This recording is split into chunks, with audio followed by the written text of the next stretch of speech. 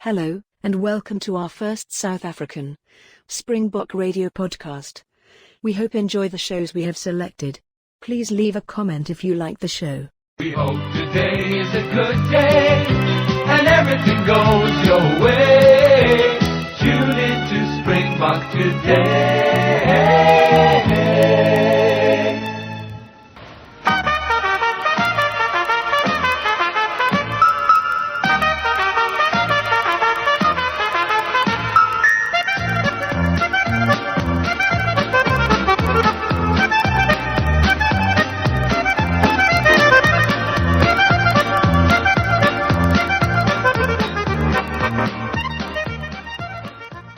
Knock, knock. Who's there? Gestapo. Gestapo who? Shut up! We will ask the questions. On the 1st of May 1950, the first commercial radio station in South Africa, Springbok Radio, took to the air. It was broadcast in English and Afrikaans. It broadcast from the Johannesburg Centre for 113 hours a week.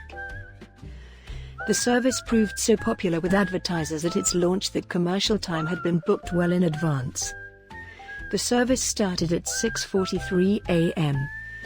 Many drama programs during the 1950s were imported from Australia, but as more funding became available, Springbok Radio produced almost all its programs within South Africa through a network of independent production houses. By the end of 1950, 30% of Springbok radio shows were produced by South African talent or material, and independent productions were sold to sponsors.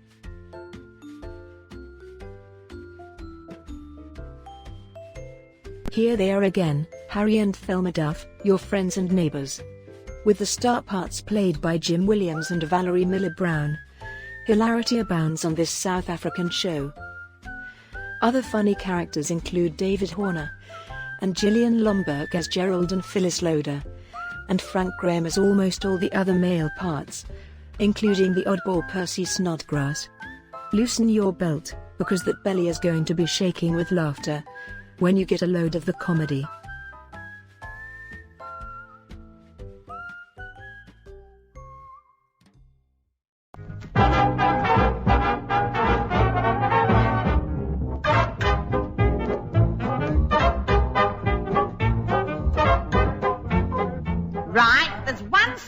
Left. Who wants it? Oh, I'll have it. Yes, here we are. Pass it over, Thelma. There's no sense in letting good food go to waste, is there? It wasn't going to go to waste. I was going to have it. Sorry, Harry. Sorry, you should have shouted a bit earlier. I've got to get in quickly for seconds, you know. Yes, I have to when you're around, you blooming gannet. I shall ignore that, Harold. Pass it over then, Thelma. Where's that sausage? Oh, that's it. The rest of you may continue talking while I eat. Blooming cheek. The rest of you may continue talking while I eat. Who does he think he is? Oh, come on, Harry. You ought to know Gerald by now. Oh, yes. Let's have a bit more respect, please. After all, we are guests in your house. You ain't going to be guests in our house anymore if that's the way you carry on. Look at him, shoveling it away there. It's like one of them garbage disposal units. It was jolly nice of you to ask us over, Thelma. Ah, that's all right, Phil. Any time, yeah. Yes, thank you, Thelma. It was nice.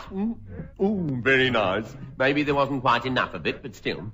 Yours is a very nice table. Oh, thank you, Gerald. Yes, a very nice table. Better than our packing cases. I was referring to table in the culinary sense, Phyllis. In the what, dear? Oh, Phyllis, really, sometimes you and the Queen's English, really. I mean the grub, the nosh, the scoff. Oh, sorry, Gerald. Yes, and I think Harry's remarks about your cooking are completely unjustified, Thelma. Oh. So, you've been running my cooking down, have you, Harry Duff? Of course I haven't, Phil. You don't want to believe what he says. Lummy, it's not enough for him to go pinching the last banger, but he's got to put his boot in as well. No. Let's all be friends, shall we? Sure. Now, what shall we do to make the four of us into the one big happy family that we should be? Oh, something like Snakes and Ladders, do you mean, Phil? Oh, yes, that's it. Or Tiddlywinks or something. No. I've got a much better idea. It's a new game. Gerald can have first go. Oh, what is that, Harry? Russian roulette with a one-barrel shotgun. Now, come on, Harry, be serious. But I am, Thelma, I am. Well, actually, I've got a better idea than that, too. Why doesn't Harry take us all to the pictures? Hey, why don't... Oh, yeah, good idea, lover boy. We haven't been to see a decent film for ages. Yeah, but I still don't see why I've got to... No, actually, that's not such a bad idea, is it? Then I won't have to speak to him at all night, will I? Yeah. All right, Thelma, let's have a butcher's in the paper and see what's on. Yes, oh, thanks, lover boy. Yeah. Now then, where's the page with all the movies on? Ooh.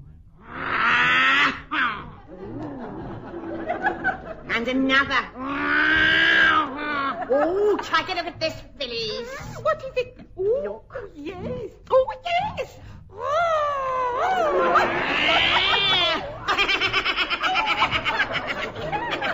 Aye. What's going on here, then? Yeah. What are you leering at, Thelma? Harry, please. I'm not leering. Well, what would you call it, then? I was really... Well, I mean, the right word to use would be, Leering? Yes, leering. Now! Well, anyway, I haven't done anything wrong. I was just looking at a picture in the paper. Oh. That's what they put pictures in for, isn't it? To be looked at. Yeah, to be looked at, yes. But looking is supposed to be done quietly. You make it sound like breakfast time in a farmyard. It's worse than Gerald feeding. Oh, thank you very much.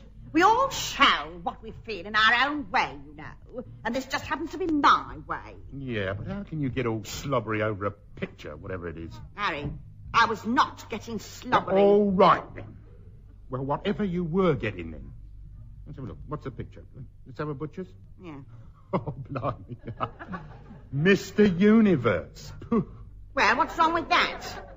I think he's rather nice. Oh, he's nice. Oh, yes. And so do I. Phyllis, really, I am ashamed of you. I mean, I can accept Thelma behaving like a lovesick schoolgirl, but not you. Sorry, dear. Now, just a minute, Gerald. I've seen you and Harry drooling over pictures of what you think are pretty girls in the papers and on telly, and so I think... Oh, yes. Now, when, Thelma? Now, just answer me that. Now, come on. When? Just name me one time. Just one. The last Miss World contest. You see, you can't even... Oh. Oh, well, yes, just once, maybe. Only once. Name me one other time, apart from when I just happened by sheer coincidence, mind you, to be here while the finals were on the telly. Yeah, it just happened. And anyway, it would have been most rude of me to talk or something, but Harry was watching it, so I just sat down and watched it with him. Yeah, and you had eyes like saucers for 3 weeks afterwards.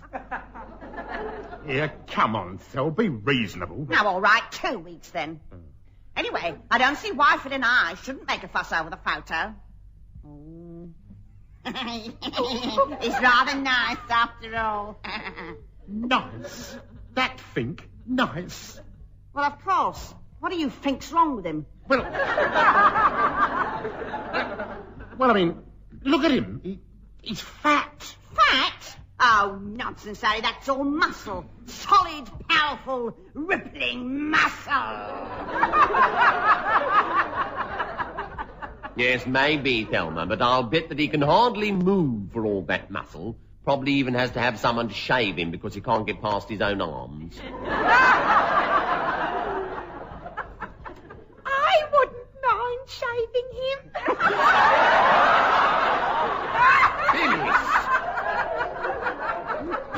Really, Phyllis, please. What a way to conduct yourself. You ought to be ashamed. Oh, yes, I am, Gerald. I'm sorry, dear. Yeah, and I'm sorry, too, that the pair of you mock someone who's tried a bit harder than you to make something of himself and his body.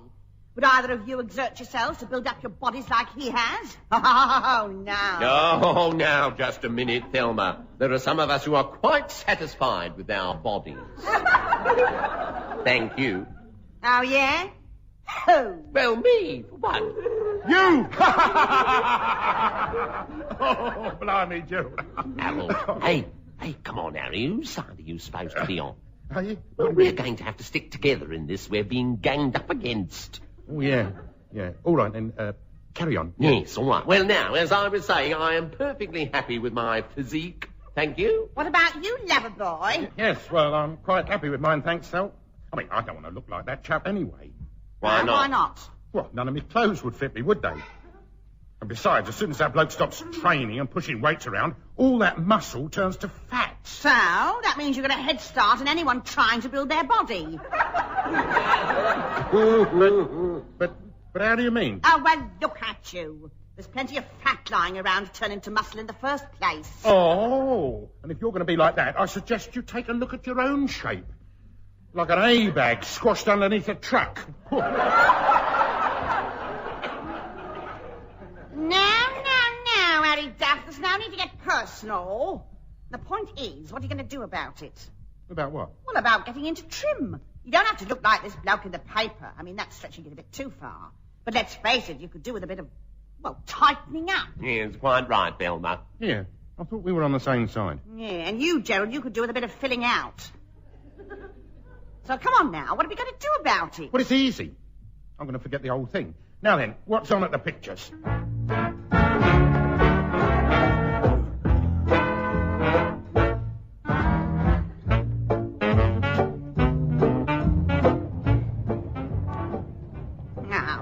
That was a beautiful picture, wasn't it, Phyllis? Oh, yes, Thelma.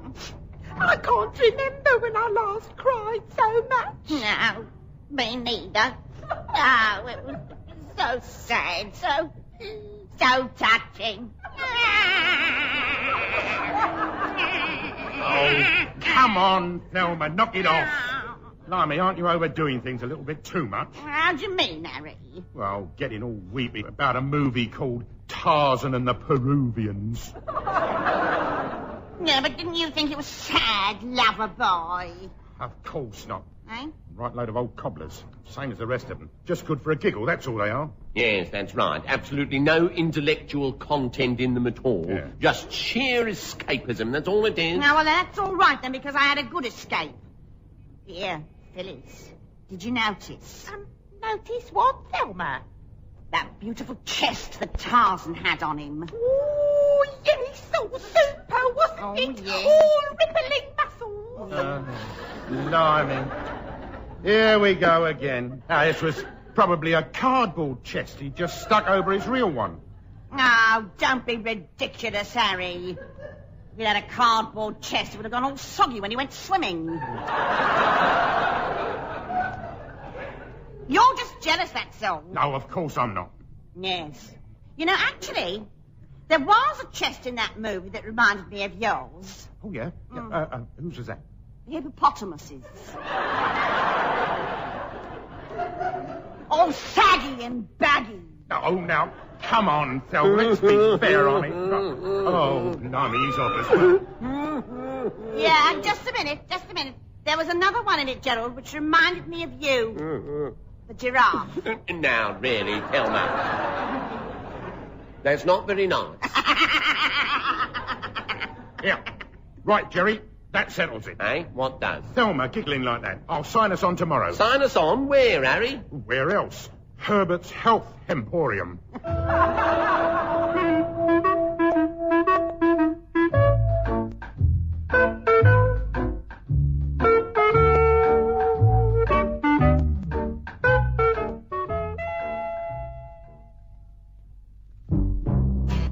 From today, we Thompsons are worth a lot more. Why, dear? Have we inherited a fortune? No, but I've just taken out an Old Mutual policy. Oh, from now on, Old Mutual will be doing everything to make us worth even more. Really? Through Old Mutual, we now have an anchor in all their investments. Fishing, steel, gold, diamonds, transport, property. And we share their profit. Oh, Henry, you really are the anchor man of the family.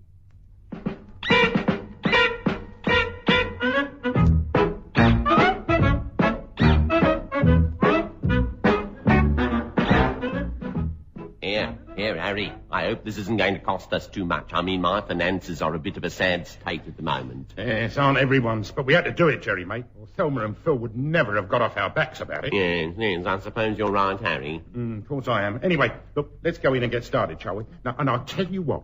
No signing up for long courses. We just take a butcher's, remember what they tell us to do, and then we carry on doing it at home without having to pay them, right? Good idea, right. After you, Harry. All right, here we go. It's quiet, isn't it? I thought there'd be a lot more activity. Strange, isn't it? Hang on, there's someone coming over. Oh, hello.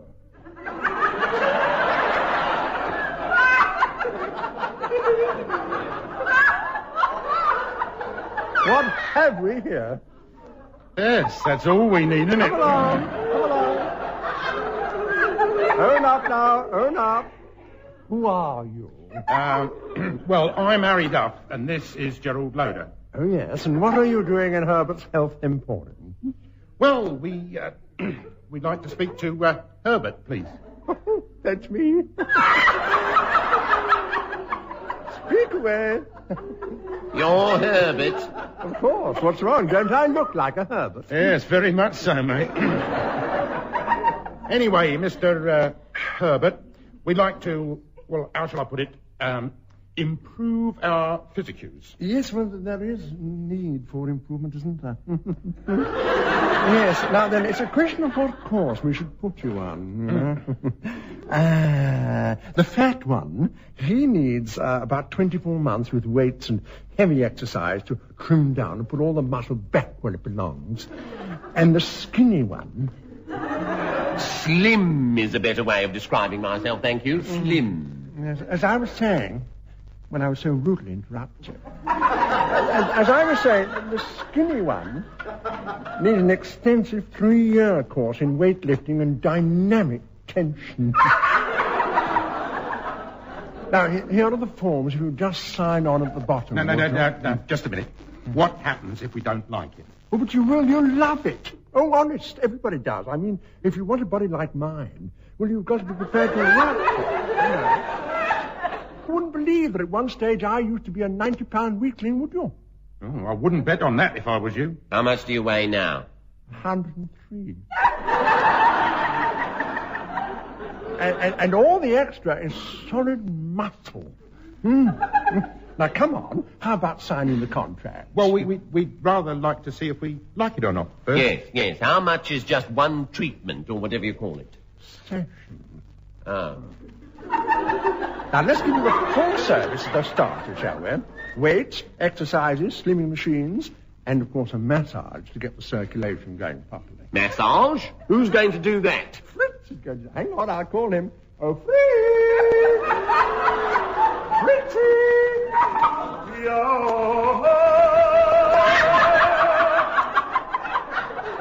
Kommen Sie hier, bitte!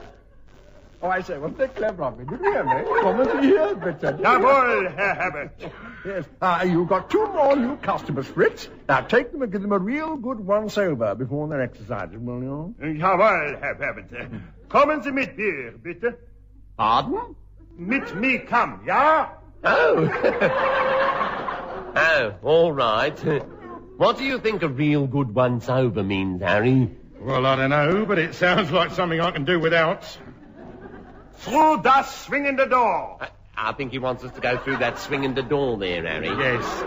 All right, Gerald. I'm not deaf, you know. Oh, there are 2 tables in here, Harry. I wonder what they're for. Now, all the clothes removing, bitte. Been lying on the tables in the nothings. Eh? He wants us to take all our clothes off, Harry. I heard that too. I'm just pretending that I didn't. What are we going to do now? Search me. Why, you wouldn't have brought any concealed weapons in with you? No, I mean, I haven't got a clue what we're going to do. Well,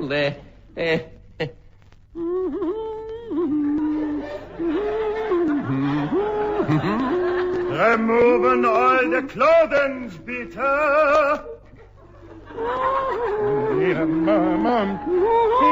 I warned you, we have ways of making you get undressed. You think we better do as he says, Harry? Not on your life, mate. Now, look, if we can stay here long enough without moving, they'll have to chuck us out when they lock up. How's it all coming along, eh? Enjoying it? Oh, why haven't you started yet? There's going to be another customer around in a few minutes, so get on with it, please. They will not the clothes offer taken. Oh, you naughty, naughty boys. Now, how are we supposed to give you a massage when you won't cooperate? We didn't quite think that we should It's all part of the course, you know. Yes, well, it's very cold, you know. My knees are getting all... Right, just take your shirts off there. But do be quick about it, won't you? We haven't got all day. All right, I don't mind just our taking the shirt shirts, off. then. Oh, it's a bit cold. Yeah. And onto the tables, Peter. Yes, that's right. Onto your tummies now. And relax. You have to relax completely. Yes, that's easier said than done with that big monkey standing over me. What are you saying? No, 9 What's he going to do? It's only a massage. Huh? You must have seen pictures of it. He hits you up and down the back with the edge of his hand. Oh. And he sings while he's doing it. You love it. He's got the most marvellous hands. Yeah, but those aren't hands. They're planks. Well, as I said, enjoy it. Toodly-bye. Harry, I don't think I like the look of this. No, neither do I.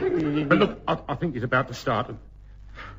There's no way out of it now. Oh, goodbye, cruel world. I hereby bequeath all my worldly possessions to my wife, Phyllis. And I bequeath my wife, Phyllis, to my dear friend, Percy Snodgrass. Goodbye, cruel world. Blimey, Gerald, you're going delicious. You're delirious, Harry. Eh? I'm going delirious. Yeah, well, I suppose you ought to know what you're going. Anyway, yeah, I just thought. That geezer wanted us to sign up for a couple of years, so I'm sure he'll keep us alive, or at least until we've signed the contract. Harry, what's happened to him? Maybe his pawns are playing up. Yeah, he looks dead dangerous like that, doesn't he? Standing between us with his hands up in the air. Yes, he does.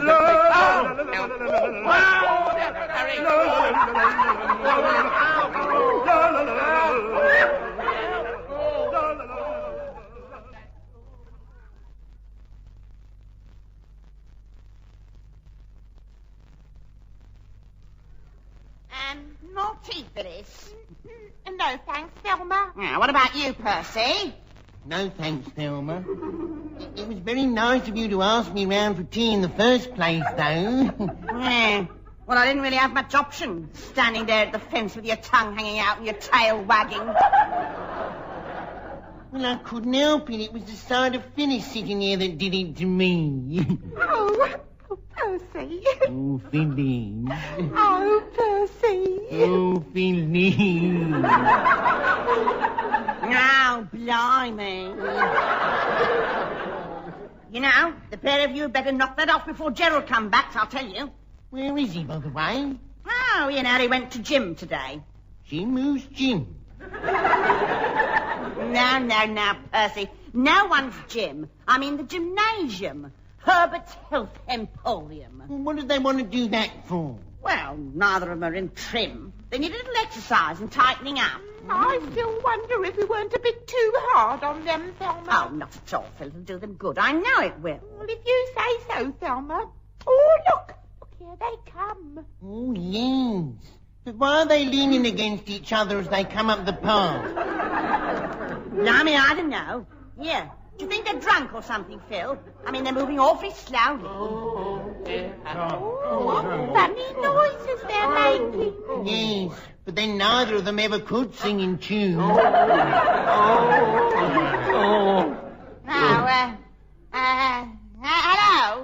lover boy.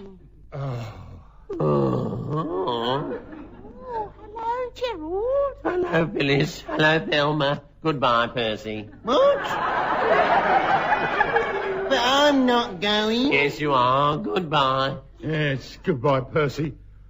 Call again some other time when you can't stay so long. Well, if that's the way it is, then I will go home. I'll go and sulk. Bye, Thelma. Bye-bye, Percy. Bye, Phyllis. Goodbye, Percy. Goodbye, Philly. Goodbye, Percy. Goodbye, Philly. Oh, push off, Percy. Oh, ow.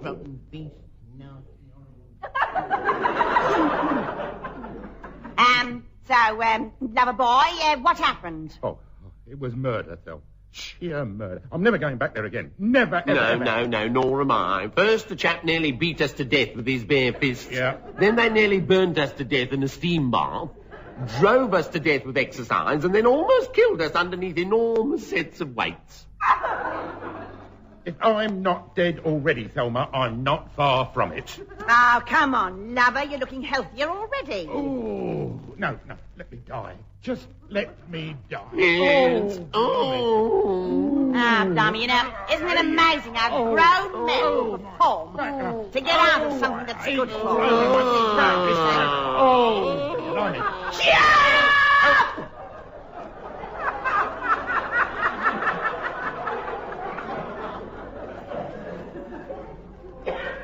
Yeah, that's better. Now then, what was it really like? Horrible. Ghastly. It was dreadful. I'm never going back into a gymnasium or health studio as long as I live. Never, ever. Excuse me. Yes, what is it? Well, would I by any chance find a Mr. Gerald Loader here? He's given addresses next door, but there's no answer to my knock. Oh, no, well, there wouldn't be, because you see, he's right... No. Who wants him first? Well, I do. Yes, but why? Now, come on, Gerald, own up. If you're in trouble, there's nothing you can do about it. Oh, I see. You're Mr. Loader, are you? Yes, that's right. Who are you? My name is Farningham Smythe.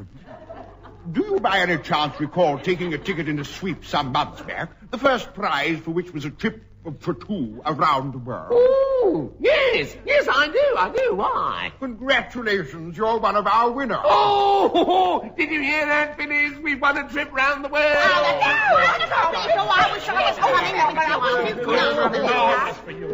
No, sir. My apologies. I fear I might have misled you. You didn't win the main prize. I didn't? No, sir. But prize number, let me see, 32, that's it. And your prize is, just let me consult my other list. I've got it here somehow. A free 6-month course for two at Herbert's Health Emporium.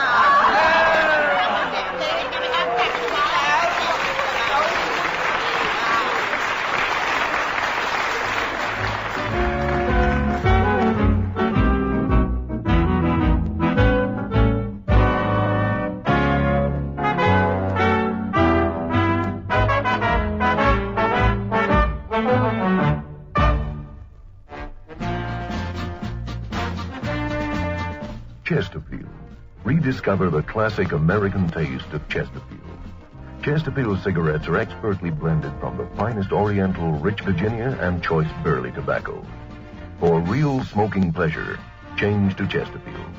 Now made in South Africa in plain and filter. Chesterfield. Internationally, they satisfy. What makes a Bloody Mary special? The iced tomato juice, the dash of Worcester sauce?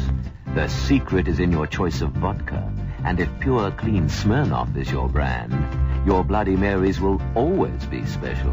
Because Smirnoff vodka lets you be yourself, light and lively and crystal clear. Smirnoff gives you breakfast.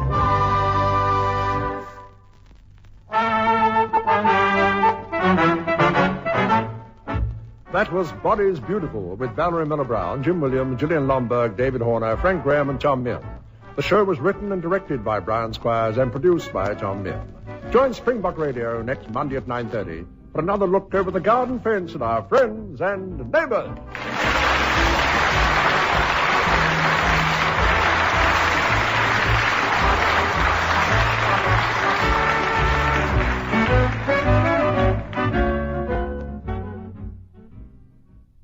In today's economic climate, you've got to make use of every cent you have. That's why the Standard Bank attaches so much importance to being progressive, to constantly improving their range of services to meet your changing needs. Plus Plan Plus, for instance, a savings scheme offering a useful 8% on daily balance. the added benefits of a stop order facility, and free statements. This is progressive banking the Standard's way, which is why we always say you can bank on the Standard.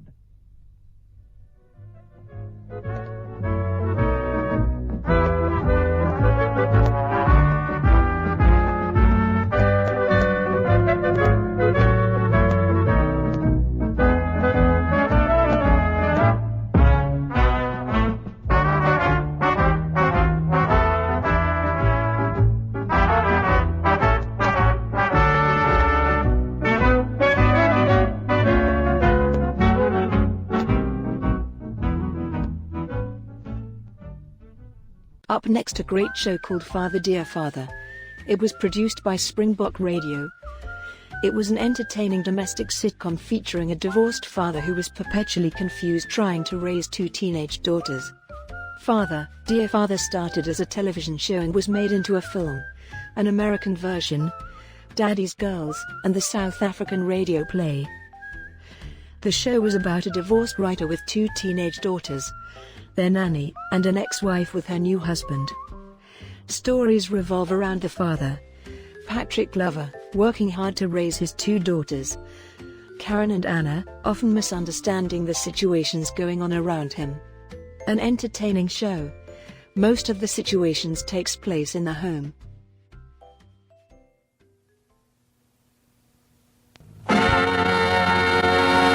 The manufacturers of Cobra Dry Bright invite you to meet... Father, dear Father.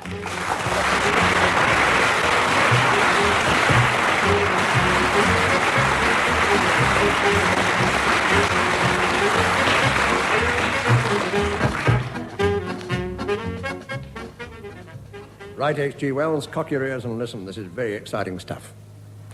Niarchos laughed his cruel, evil laugh. Now, I'd better make it a cruel, evil sneer, I think. Yes, that'll be better. This time you're not going to escape, he gloated. The words, garlic-laden, hung like a sword over his helpless victim. Garlic-laden? No. No, I think I'd better go easy on the garlic. Niarchos is supposed to be suffocating Inspector LeBlanc, not gassing him. Anyway, listen, H.G. LeBlanc struggled valiantly to lift his pain-racked body from the cold cellar floor. Each tiny movement brought agonizing pain. But fighting against the waves of nausea that threatened to engulf him, he summoned the last of his strength and managed to croak out the rasping words... Hello, Daddy. Hello, Daddy. What do you mean, Anna? Anna, what are you doing in here? Oh, I'm sorry, Daddy. Are you working? Well, of course. What do I normally do in my study? What do you want? Now, Daddy, promise you won't be angry when I tell you. Tell me what? Well, what I'm going to tell you. Anna, how can I promise not to be angry when I don't even know what I'm supposed not to be angry about? Well, Karen and I went shopping today. Oh? You're not angry? Should I be? Oh, no. Well, I'll push off and leave you then. Anna, I feel that there's something you haven't told me yet. No, Daddy, no. I told you everything. Oh, yes, except for the fact we ran out of our allowance before we started.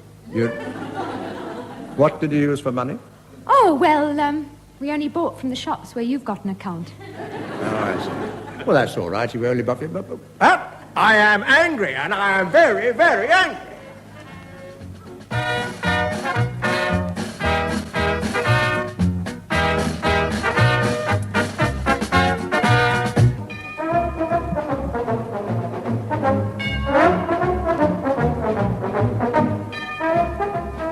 Daddy, you promised you wouldn't get angry. I did nothing of the sort, Anna. Tell me, how much did you spend? Oh, nothing really. How much? Oh, it's hardly worth worrying about. How much?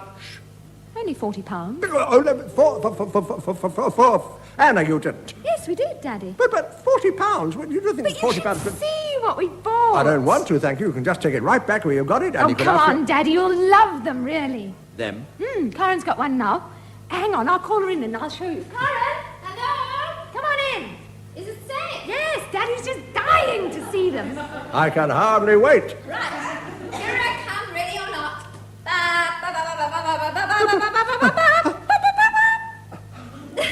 There you are. What do you think, Daddy?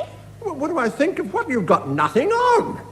Karen, go and put some clothes on at once. But I have got something on. Not that I can see.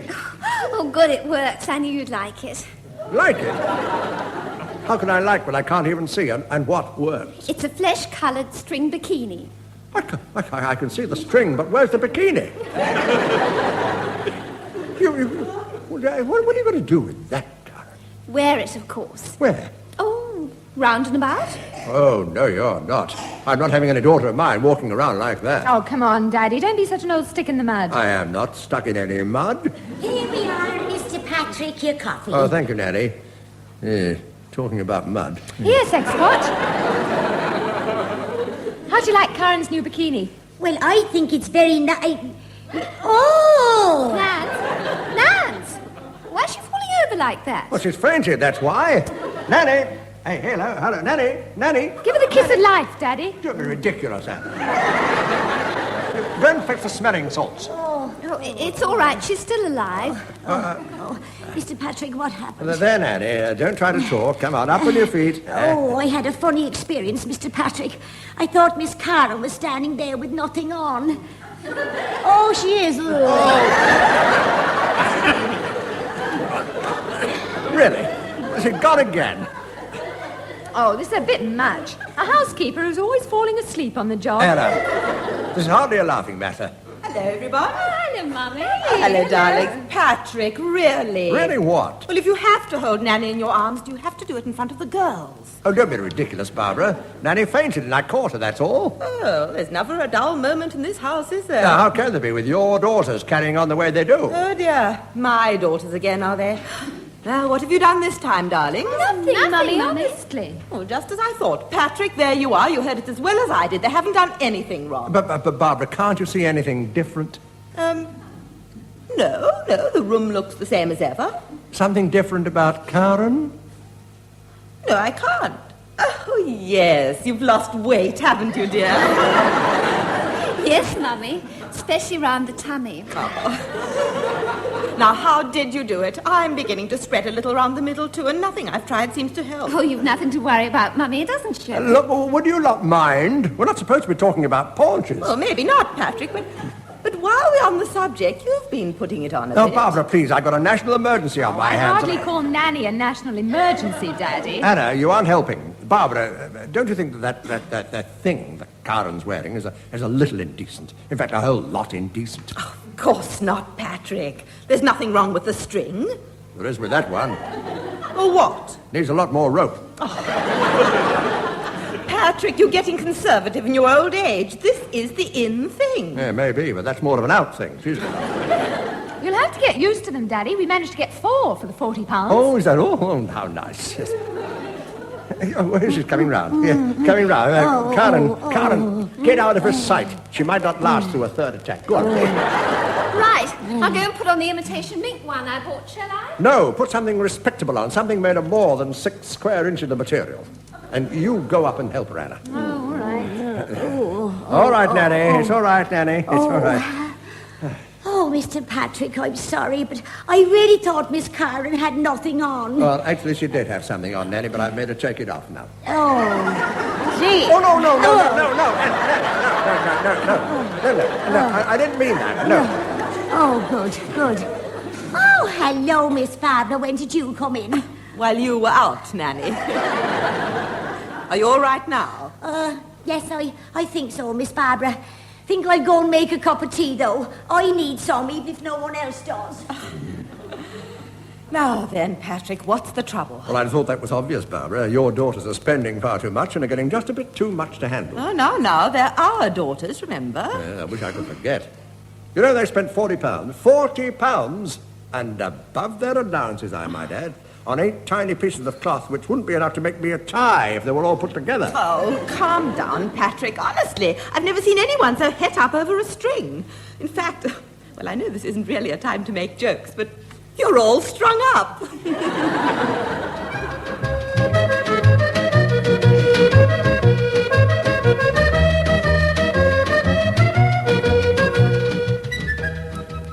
We were sure Daddy wouldn't mind. Oh, well, you know what he's like when it comes to money. He's got some awfully old-fashioned ideas, like it's not really there to be spent. What else is it for, then? I never could get him to tell me that. Do you think he'll make us take them back? Oh, I doubt it. He'll probably simmer for a while, but forget all about it as soon as he gets involved with Niarchos and LeBlanc again. Unless he sees us in them. Yes. There is just one thing. Where did you think you were going to wear them? Oh, here and there. Well, here's out. And where's there? Oh, to pool parties and things. Actually, we thought that if we tried hard enough, we might be able to talk Daddy into putting a pool in here. And the best of luck to you on that. I tried, but it didn't come close. Not even throwing things helped when it came to a pool. Let's face it, darlings. Don't you think the pair of you are getting, well, rather a handful? Yes, aren't we? It happens to little girls, you know, Mummy. You know, I didn't mean that. It's a question of support. Well, I don't need much of that. Financial support, Anna. The pair of you go through rather a lot of money every month, you know. Well, Mummy, there's well, a what cost of living happened to as well. your allowances? They sort of, disappeared. Yes, it wasn't our fault. There was a Gary Glitter and a David Essex concert in the same month. Well, Patrick says you're spending more and more money all the time. Inflation's a terrible thing, Mummy. I realise that, dear, but it's obvious that the money your father gives you just isn't enough. Yes, you're quite right.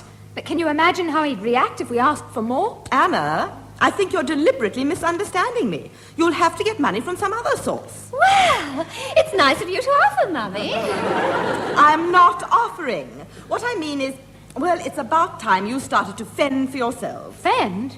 You mean work? And why not? Well, we've tried it before, and we weren't terribly good at it. And Daddy didn't really appreciate our efforts. Yeah, that's right. Look what happened to our boutique. He closed it down after only 3 weeks. After it had lost over £1,000. So? Daddy wanted something to lose tax on. Lose tax, Anna, yes, not bankrupt himself completely. Now, what else have you tried? Well, there was that time that we were going to become nurses. Oh, what happened to that? We didn't like the idea of us giving bed baths. And then there was the time that we wrote that advice column in the women's section of the newspaper. Oh, yes, you were doing quite well at that. Now, why did you give it up? Well, we gave the wrong advice to a handsome divorcee who was having trouble with his children. We told him to take a sterner line with them. Yes, the only trouble was the handsome divorcee turned out to be Daddy. That's about it. Well, what else is there to do? Well, possibly something a bit quieter. Look, why don't you take, well, a secretarial course or something? Us? No, I think Daddy would like his daughters to do something a little more enterprising than that. I know. What? Well, if the sight of me and my string can upset Daddy so much and make Nanny faint twice over, I've just got to go into modelling. Oh, what a super idea. I'll come with you. In our strings, of course. Oh, great. 2 birds and 1 picture's worth 1 in the hand, or something like that. And we could bill ourselves as something like, the string quartet. And just tell me how you can be a quartet when there are only 2 of you. Well, between us, we've got 4 strings. And then we could do a few shots under the title of No Strings Attached. Yes, well, your father might like you to be enterprising, girls, but do you really think he'd appreciate you being that enterprising?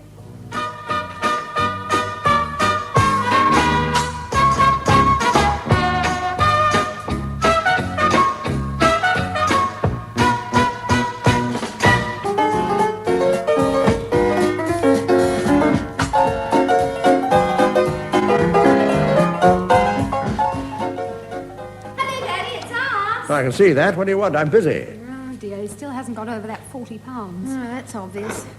We'd better give it back to him, hadn't we? Yes, I suppose so, just to keep the peace. All right. Here we are then, Daddy. £40. What?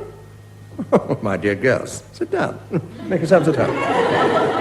Thank you, Daddy. 40, really? Oh, nice. Yes, well, thank you very much, yes. Well, what shall we talk about now? Don't you want to count the money, Daddy, just to check that it's all there? No, I trust you both. But on second thoughts, 5, 10, 15, 20, 25, 30, 40. Yes, all there. Thank you very much, girls. Jolly good. You've taken the strings back, I trust, haven't you? Oh, no. No? No, Daddy. Well, if I dare ask, where did you get £40? Oh, we earned it. That's what I was afraid of. Doing what? Modelling. Oh, well, that's all. Modelling? What sort of modelling? Oh, just sort of modelling. What sort of modelling? Oh, the usual, you know. I don't. That's just the trouble. Tell me. I think we better show him the pictures. Oh, do we have to? You must certainly do. Where are they? Well, here, Daddy, in the latest issue of Dig magazine. Dig magazine? Yes, you see, they dig into private lives of some of better-known citizens just to see what goes on in their homes. I don't suppose by any stray chance that I was one of the better-known citizens whose private lives are being dug into this week. I think we better leave you to read the article in peace. No. You stay right where you are. Let's have a look at this. Contents.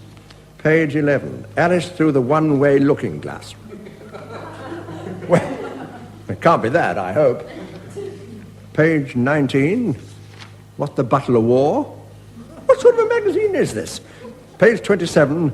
The fillies that pull Patrick's cart. Ah, that's it, eh? Yes, page 27. Right. Ah, here. Anna and Karen, you didn't. Yes, we did. There we are. Yes, you are. For all the world to see. You could have worn something. We did. You aren't looking closely enough. I don't think I want to. We both got our flesh-coloured strings on.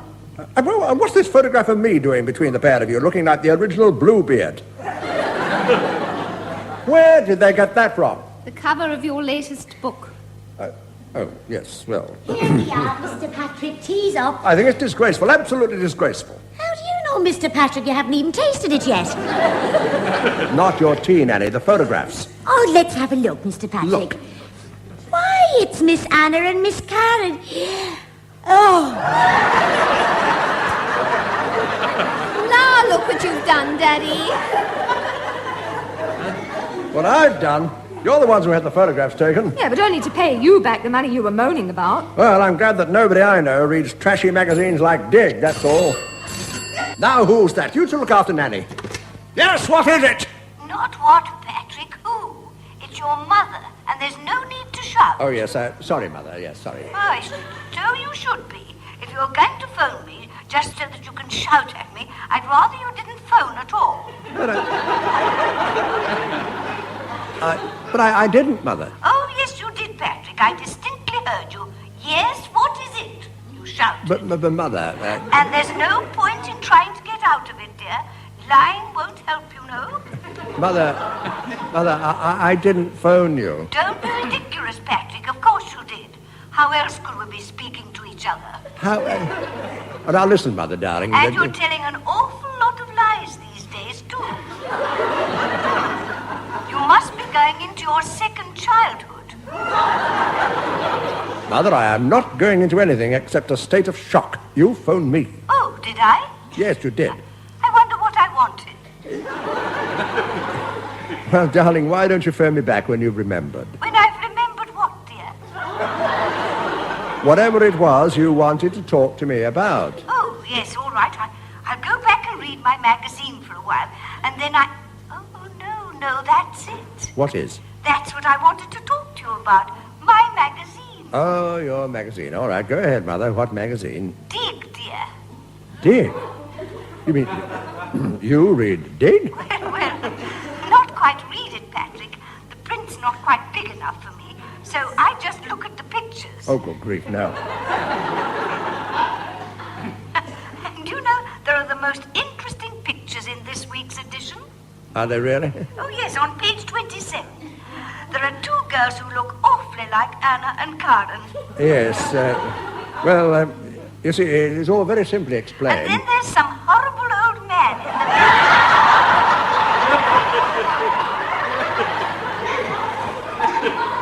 the... Mother, that horrible old man is... that's me. I mean, that's me. Meaty stuff, that magazine. Terribly meaty stuff, yes. Is it really the sort of thing you should be reading? Well, to tell you the truth, it isn't, dear. The newsagent sent the wrong one round this week. I'm glad to hear it. Well, I'm not. I'm going to go round and complain most severely. Imagine sending me Dig when I should have got society scandals. Yes. I'm very sorry, Mother, very sorry. Oh, there's no need to apologize. It isn't your fault. Unless you've taken over my newsagents. And you haven't done that, have you? No, Mother, no. Oh, good. Anyway, I'd better get back to it. Goodbye, dear. Shall I send up all your toys that I kept? All my toys? Whatever for? Your second childhood, Patrick. No, thank you, Mother. I should be able to get along without them, thank Well, you. if you're sure, Patrick. Quite sure, thank you, Mother. Goodbye. Oh, goodbye, dear. Thanks for the call. Your grandmother saw those photographs in Dig. Oh, did she like them? She didn't say. Oh, pity. The pity is, Anna, that I don't like them. The same as I don't like them using my photograph without permission. Well, it's a bit late now, Daddy. They're already printed, so there isn't much you can do about it. Oh, isn't there? You just wait and see, young lady. You just wait and see. What's the name of the agency that took your pictures? Touch Up. Touch Up. Yes, it had to be something like that, didn't it? Well, I'm off. I'm going to make such a scene down there, they'll certainly know who they've been dealing with. Oh, poor Daddy. Why? Well, he'll go rushing in, trying to make his presence felt. I don't think he realizes who he'll be dealing with.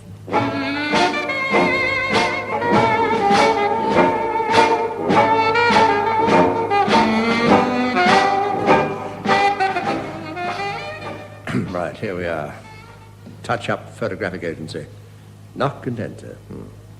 Well, prepare yourself, Carter. This could be one of your greatest scenes ever. Now listen here, you. This has gone beyond a joke. I've had quite enough of people like you prying into the private lives of celebrities like me. I feel the time has come for an apology from you for the disgraceful way you've conducted this whole affair. Here am I, a peaceful, law-abiding citizen who pays his taxes regularly, and what am I subjected to? A barrage of indelicate photographs of my dear daughters, and even, yes, a photograph of myself, lifted from the cover of my latest masterpiece without even an if you please. Who, I repeat, who gave you permission to use my photograph? Just answer me that. Who was it? Miss Thompson. Oh, there you are, you see. Miss Thompson? Georgie Thompson? That's right, Georgie Thompson. My agent. Yes. Yes. She said that you need all the publicity you can get. Oh, but she said what? Well, of all the nerve, You are Patrick Carter, the famous novelist, aren't you? Yes, that's right. Yes, they are. Famous novelist. Oh, I thought so. I'm so thrilled. You know, we don't get many real-life celebrities coming in here. I'm sure you do. And I must say, I'm very surprised at the way you treat people. I have never been so embarrassed in all my life. You know, your photographs don't do you justice at all. Don't they? Not in the least, Patrick. May I call you Patrick? Oh, yes, please do. Actually, Patty might be better. Patty? Oh, yes, I just love nicknames, don't you? Yes, I love them. Good. My name's Prudence Wisdom, but everyone calls me Cake. They call you Cake? Because I'm so light and fluffy. Oh. Yes. Well, actually, Miss Wisdom, I came in to complain about the invasion of privacy. You know, thinking about it, our nicknames go together so well, don't they? Do they? Yes. Patty and Cake. Patty Cake. Yes, Patty Cake. Yes. Yes, well, I've made my point, I hope, and now I really ought to be going. No, you can't. I had to take more photographs of you. You do? Oh, I have to, yes. I'm compelled to. Oh, really? I have to capture your beautiful visage on film and preserve it for eternity. And besides, there's another article in Dig next week that simply has to have you in it.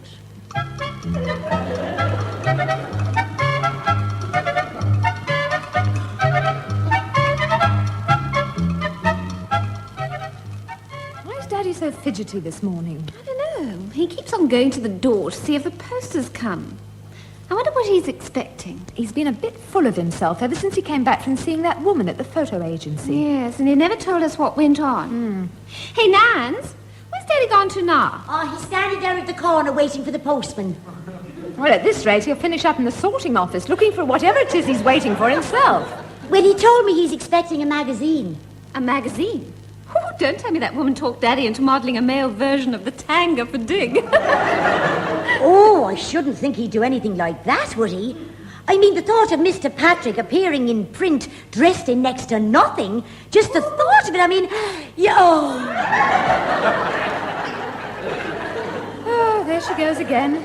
We'll be needing more smelling salts soon. Yes. I wonder if he's... Well, here he is. I wonder if he'll find out what it's all about now. Karen, phone my lawyer. I'm going to sue. What's that lying all over the floor? Nanny. Well, why can't she go to bed if she's tired? I've got enough on my mind without having problems under my feet, too. Did you say you were going to sue someone, Daddy? Yes, the publishers of that blasted magazine, Dig, that Wisdom Woman, and anybody else who gets in my way. Look at this. Look at this week's edition. Look at it. Daddy, they're pictures of you. Look, Karen. Hey, they're smashing. They caught you beautifully. Oh, they've done that all right. They've caught me beautifully. Not the pictures that worry me, it's the article they illustrate. Look at that headline. How to grow old disgracefully. I will sue them until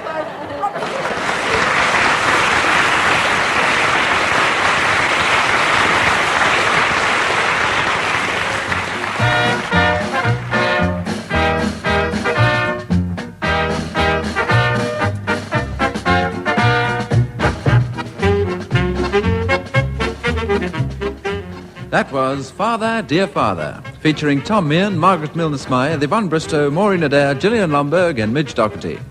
The show was produced by Brian Squires for the manufacturers of Cobra Dry Bright. We invite you to join them once again next Thursday at 8:30 for another half hour in Happy Hampstead with... Father, Dear Father.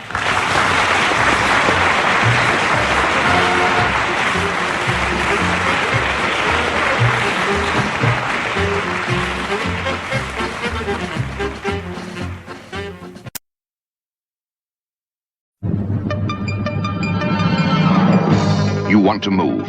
Go ahead. That's why you need the bank with Go. The bank that gets South Africa going. The bank that gets you going. Barclays. Barclays has the strength, the people, and the resources that is changing banking today.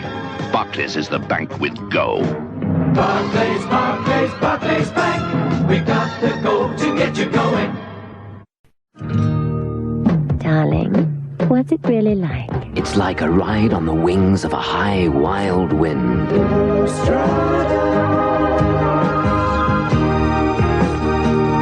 Cologne, aftershave, eau de toilette, deodorants, and soap on a rope. Blue Stratos, a cool blue range of toiletries for men with fire in their hearts. From the makers of Old Spice. The next show is called The Good Life and it ran from 1969 to 1971. This episode is number 17 called Races at Durban by Arthur Maddock. And it's The Good Life.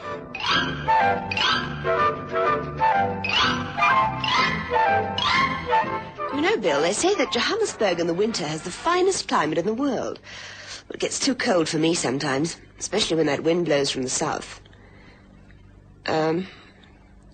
Bill, am I boring you? Huh? What's that? Boring me? No, of course not. How could you be? I'm not listening.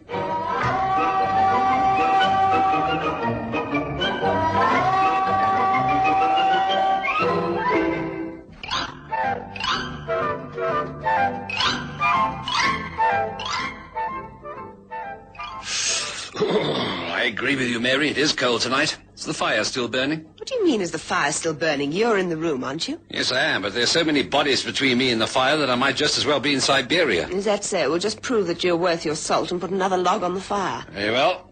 Move over, Hamlet. All right. No need to get all uptight about it. I just want to make the fire better. The fire, you thick-headed dimwit. That lovely warm thing that's singeing your coat. Move over! Oh, this hound can be stupid at times. Don't be so impatient, Bill. You go about it the wrong way. You know he likes to lie on the rug in front of the fire. That's his place. It always has been. He's a Great Dane, and there's a lot of him to be kept warm. There, Hamlet. Your daddy doesn't want to pinch your place. That's right, boy. See, Bill, if you talk to him nicely, he'll do as you tell him. Thank you very much. Very good of him. And I'll thank you not to refer to me as his daddy. I'm not big enough to be his paw. Right, now that's him out of the way. Now, are you going to put that log on the fire or not? Yes, I can manage that now that the way to the fire is clear. I'll just get this log and... Oh, blasted cat. Why couldn't he move out of the way with the others? You didn't tell him to. And you know that when Mao Tse-tung is busy with his thoughts, he takes no notice of what the people round him are doing. Yes, I can see he isn't Russian. Go on, cat, beat it. Out of the way. Oh, at last I can see the fire. Now, I just put the log on it. There we are. Now we'll have a good blaze. I'll get back to my chair. I might have known as soon as I move away from the fire, the family closes up behind me like a zip fastener.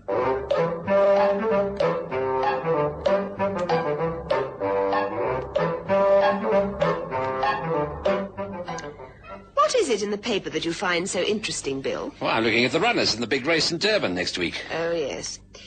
You know, it's a year since we were in Durban for the winter season. Oh, Bill, couldn't we go? Go to Durban in July? You must be out of your mind, all the hotels have been booked up for months. I suppose they have. But I'm sure that we could find somewhere to stay.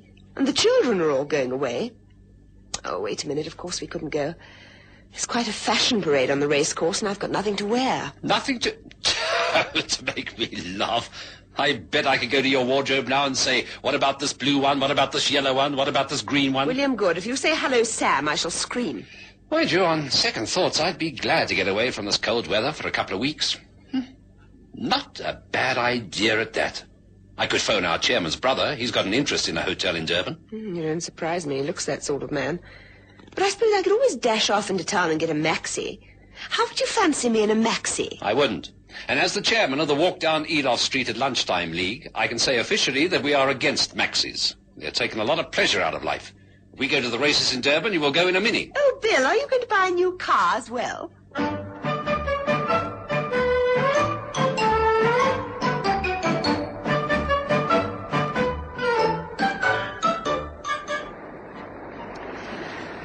Oh, Bill, it was marvellous that you could get leave and we could come to Durban.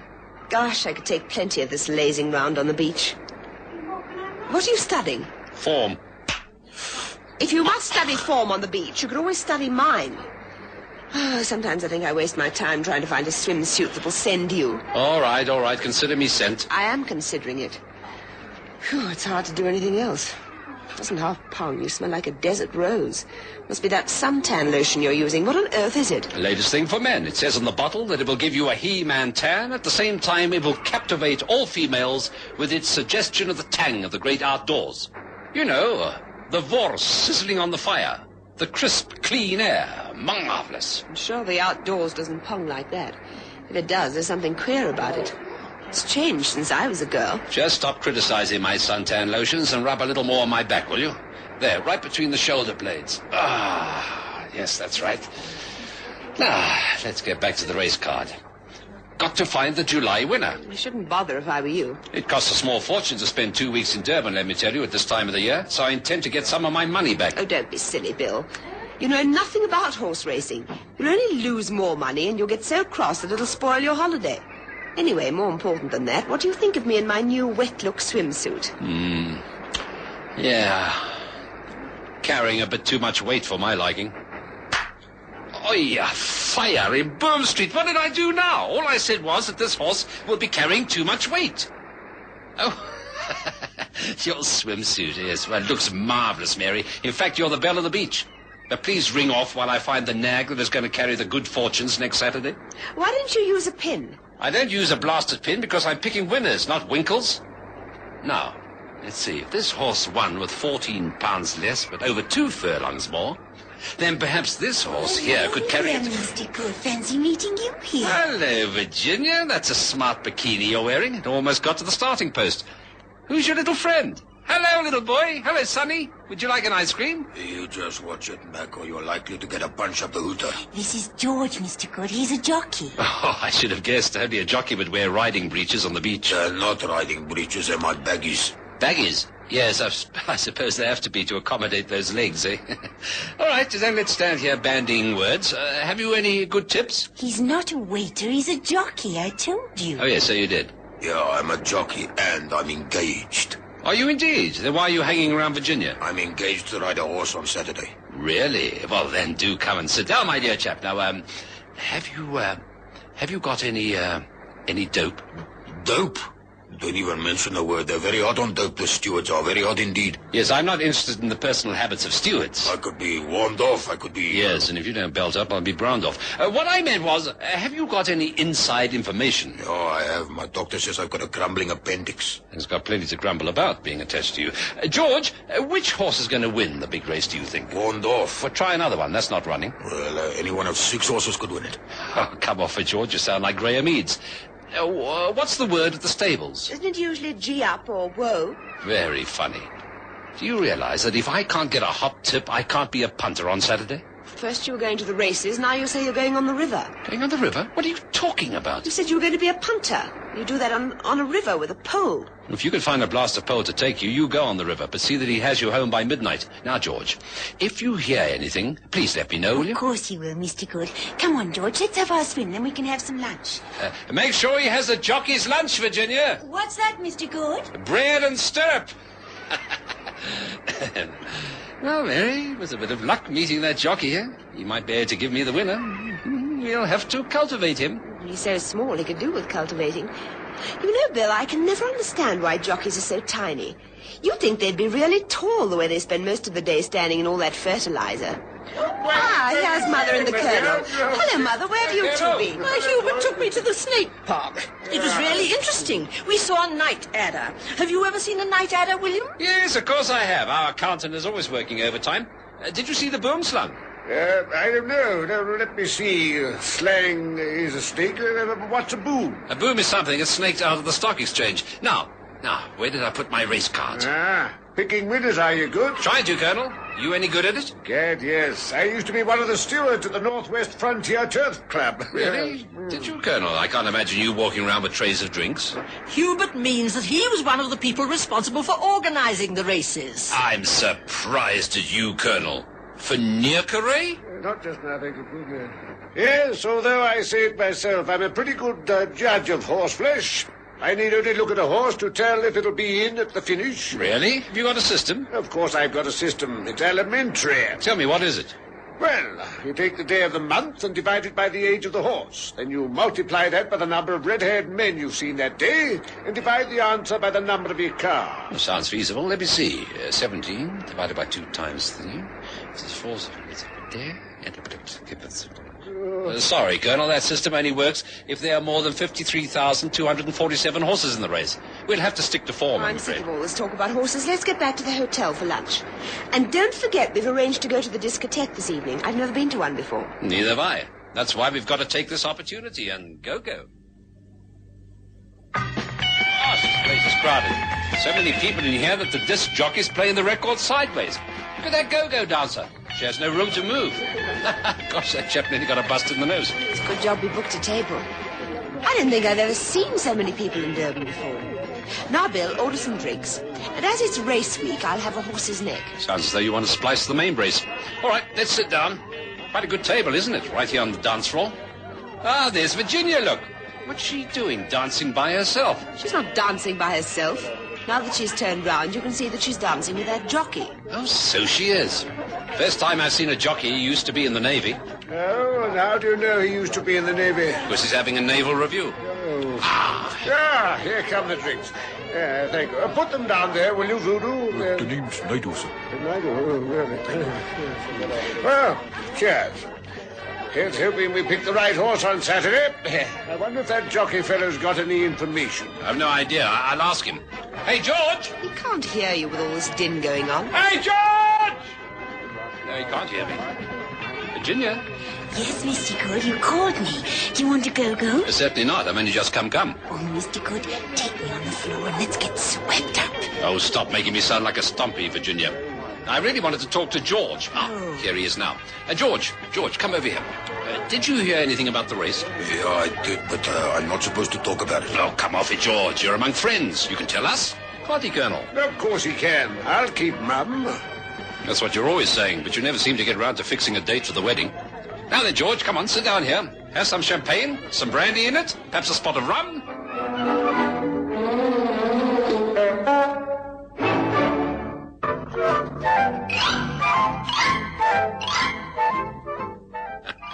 Oh, the camp town ladies sing the song. Do-da, do-da. That's right, Georgie boy. Have a good time. Have a wonderful time.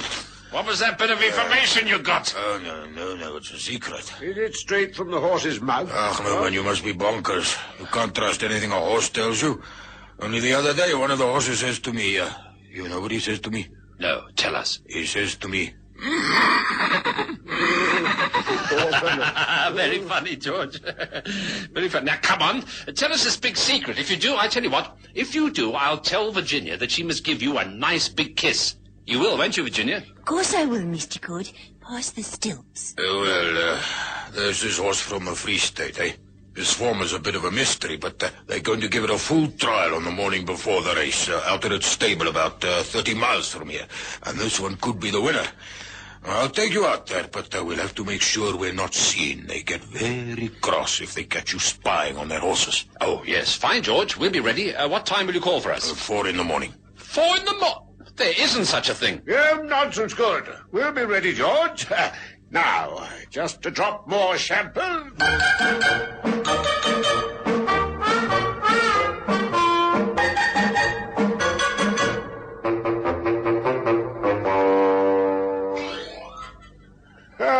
Gad, Good. It's grand to be out at this time of the morning. Yeah. Oh. Yes, that's better. Just smell that ozone. Yeah. Take a deep breath of it, man. It's blowing right across the Indian Ocean. Clear from Australia. Clear from Australia, is it, Colonel? Well, they must have some very badly behaved kangaroos over there. That's Durban North. Oh, is it really? I'm afraid all this early morning sea air isn't for me. It gives me rheumatism in my larynx. Where the devil is George? We're a bit early. He'll be here at a moment. Yes, here he comes. Nonsense, Colonel. That's one of the gnomes in the children's garden. Oh, yes. Oh, no, it isn't. No. Not the one with the fishing rod in his hand. Yes, you're right. It is him. Morning, gents. Morning. Yes, hello, George. Let's get on our way, shall we? Now, before we start, I've had to grease a few palms, finding out the exact time and place of the trial, Oh, yes, of course. How much have you spent? 40 rand. 40 rand? But that's impossible. Don't be a piker, Good. We'll win 20 times that tomorrow. 20 rand each. There you are, George. Now, Good, get the car started and we'll be on our way. Tell him where to go, George. Now, second thoughts, you'd better not.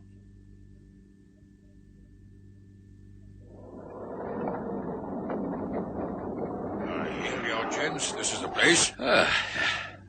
Now, if you go down the bank there, across to that clump of trees, just beyond it, you'll see the track where they're going to try this horse, huh? Yes.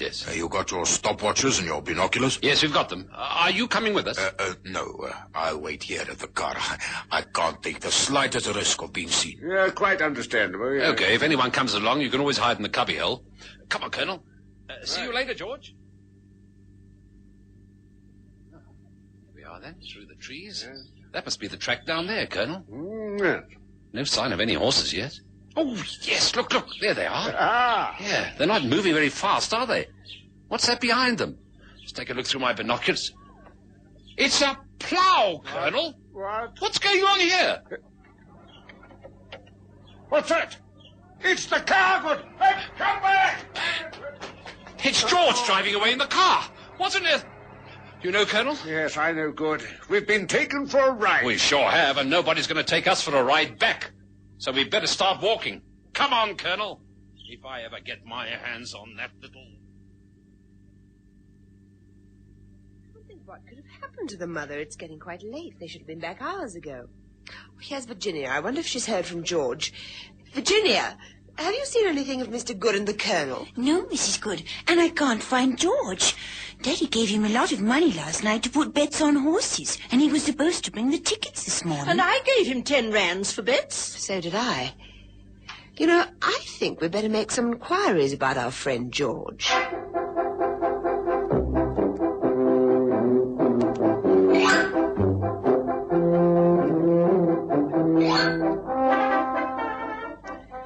Well, it looks as though we've all been taken for suckers.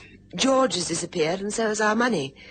The manager said that he was a well-known confidence man who made a good thing out of visitors at this time of the year. Doesn't seem to be anything we can do about it. But I wish I knew where Bill and the Colonel were. Oh, not to worry, Mary. Bill is in good hands with Hubert. I'm sure no con man would get the better of Hubert. George would have to get up very early in the morning to get the better of Hubert's smackhammer. That's what's worrying me. He did.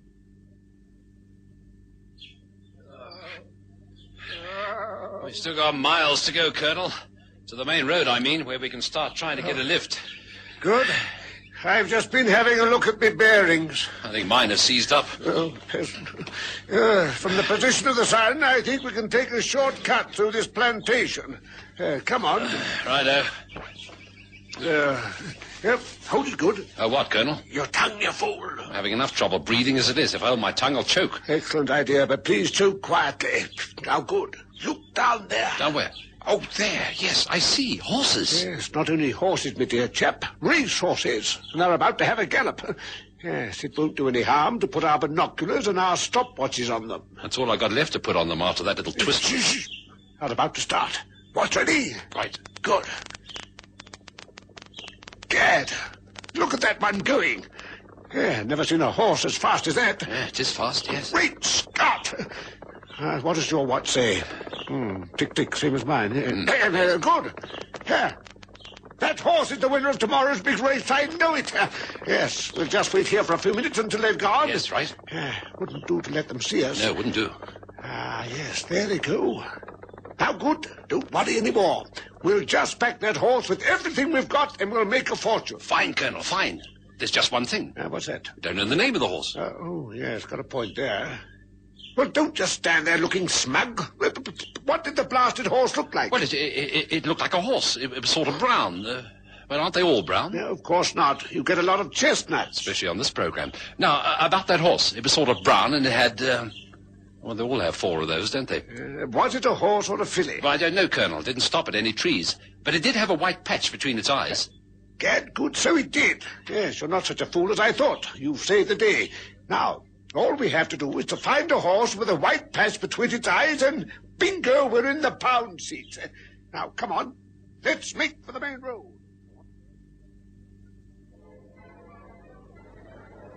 Bill, do stop staring at every horse you see between the eyes. You frightened the daylights out of that one in the milk cart on the way here.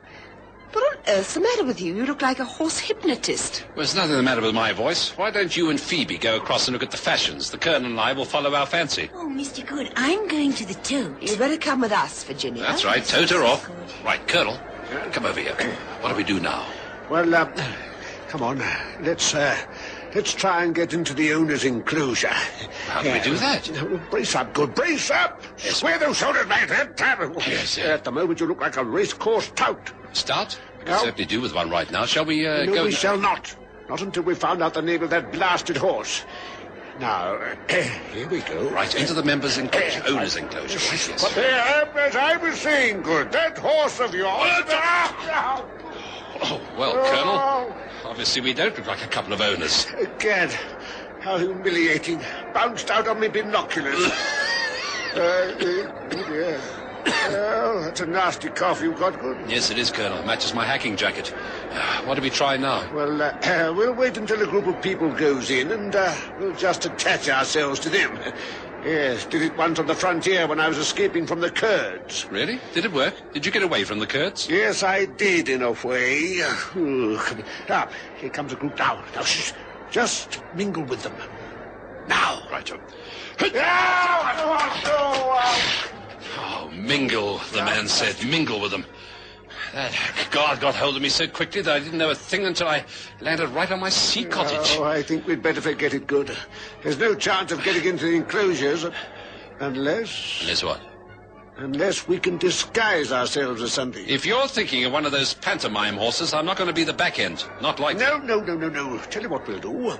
We'll grab a couple of loads of hay and walk in it with draped all around us. Yes, they'll never guess who we are. Come on, look. The hay's over there. Oh, gosh. Colonel must have made it.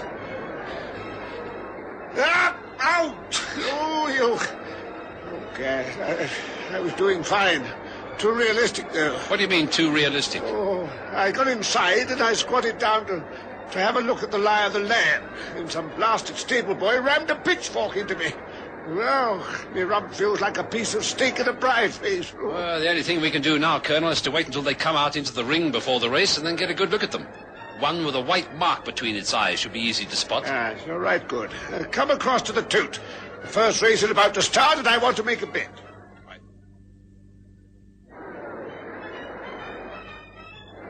While the Colonel's away, I better start working out my budget, see what I've got to pay out before we leave the hotel tomorrow. Then I'll see how much I can spend this afternoon. Here's my pencil and a piece of paper.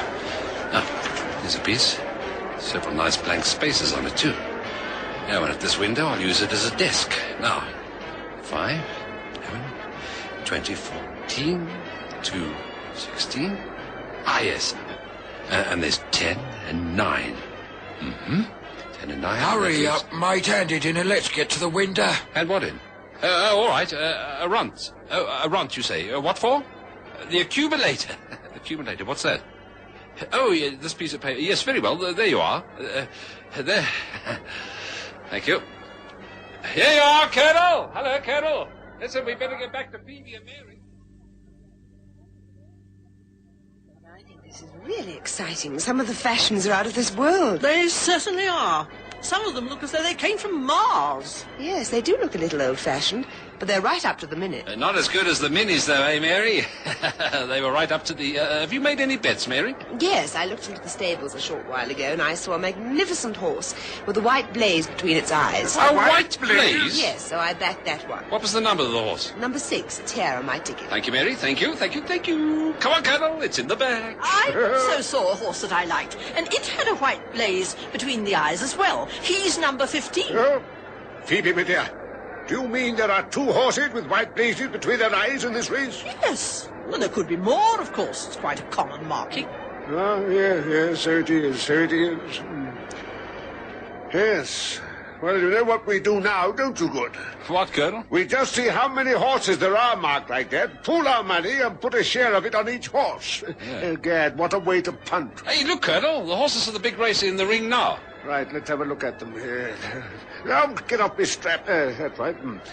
Now, how many do you count with white blazes between the eyes? 3, 4, 5. I don't know about that horse wearing blinkers. We'll have to get a good look at it somehow. We will, but how? Leave it to me. Excuse me, sir.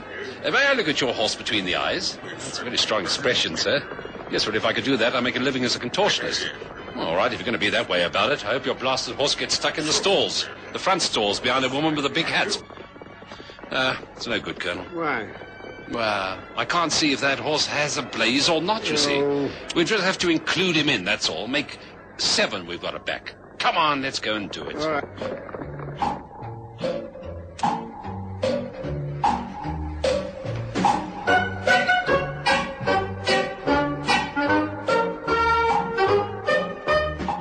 Well, that's all our money gone to blazes. Can't think what happened to all those horses we backed. Give me your tickets, Bill. I'll just make sure there isn't a winner among them. No. What's this one, an accumulator? I could do with one. All my lights are out. Just check the horses you backed on it. Bill, do you know that you've got 7 winners on this ticket? If the last one wins, you could win a lot of money. We'll just keep our fingers crossed.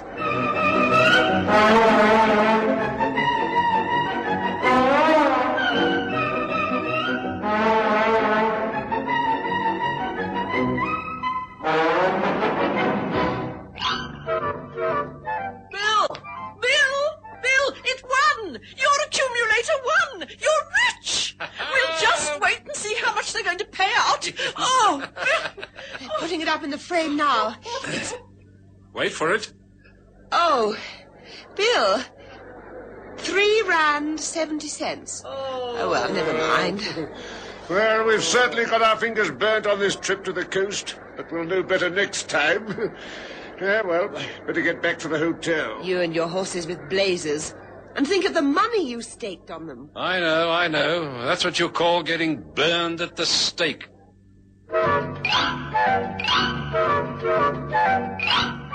You've been listening to The Good Life. Be with us next week at the same time when once again we will deliver the goods.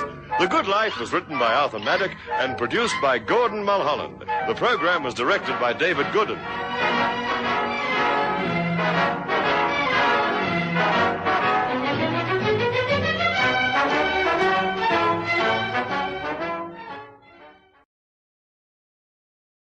KTAT. When you're buying tires, what you want these days is safety comfort and lots of K's. KTAT. K stands for Kelly's. They're made of great stuff. KTAT. Kelly tires are tough. Yes, for better K's, get a set of K's. A new set of Kelly tires. For the longest, safest ride on the smooth or on the rough. From the smallest car to the biggest truck. Kelly tires are tough.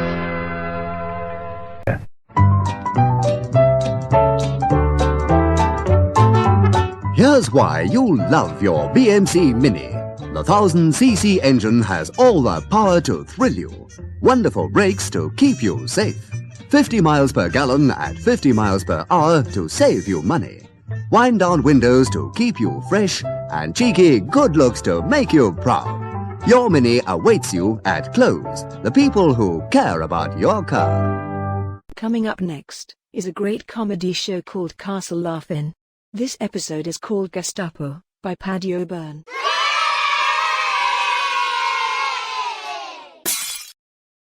Knock, knock. Who's there? Gestapo. Gestapo who? Shut up. We will ask the questions. Knock, knock. Come in, Sam, and give us a downbeat, baby. 1, 2, 2, 2.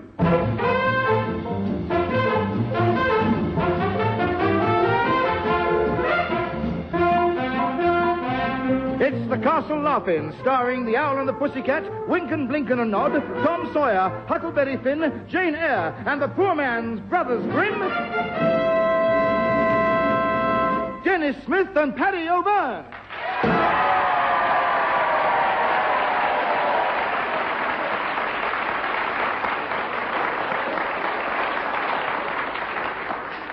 Thank you, Leslie Richfield. The poor man, Shalom Aleichem. And what ho, D. Smith? What ho, P.O. Byrne. Yes, tell me, you're wearing such a worried look on your face. Why? Tell you the truth, I've nowhere else to wear it. What about you, though? Are you really as tough as you look? Tough, I'll say. I chew nails. Ooh. Brass or steel? Finger. But, Paddy, you're still looking worried. What can ail you? Well, it's like this. The dustman hasn't been all week, so I don't think we have enough material for tonight's show. Don't worry, mate. Write something quickly and I'll fill in with a commercial. There go the sponsors, and here comes the cast, Miss Annabelle Linda.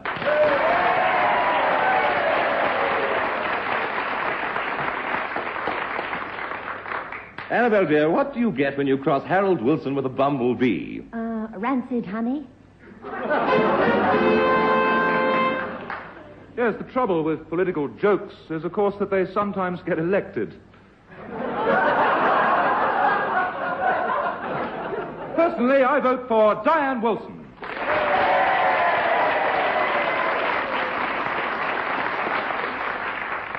Diane, darling, tell me something. What do you get when you cross a penguin with a herring? A kipper in a tuxedo. And whom have we here? Why, it's the right type himself, Dave Reed. Yes, hello. I crossed an elephant with a hummingbird. Oh, and what did you get? Well, it was a very large bird. But, see, it doesn't hum very well, but it never forgets a tune. Finally, the crossest man in the business, good old Leslie Richfield.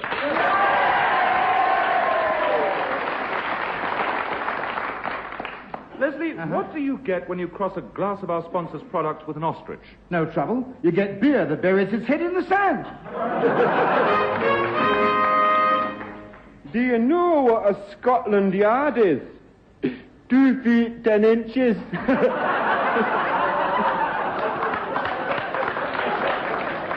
Hey, did I tell you I'm expecting twins? No. Well, I'm not. Guess that's why she didn't tell me. You know, I'll tell you what I like about driving in the country. No traffic cops.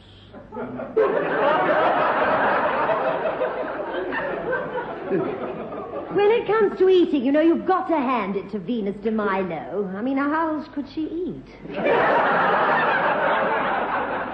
Now, Dave, listen carefully, Dave. Take 15 from 67. What's the difference? Exactly. What's the difference? Madam, frankly, madam, I don't like the way your husband looks. Well, neither do I, Doc. But he's nice to the kids. Now then, dear, you know what happens to little boys who tell lies? Yes, Mummy. They travel for half fare on the buses. Did I tell you I've just become a police reporter? Yeah, I have to report to the police twice a day.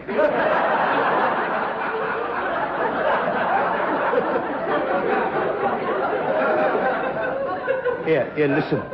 The other day, I was walking along Pritchard Street, see? I was following this slinky little number with blonde curls and a black silk dress. Oh! Then she turned round. It was a Supreme Court judge!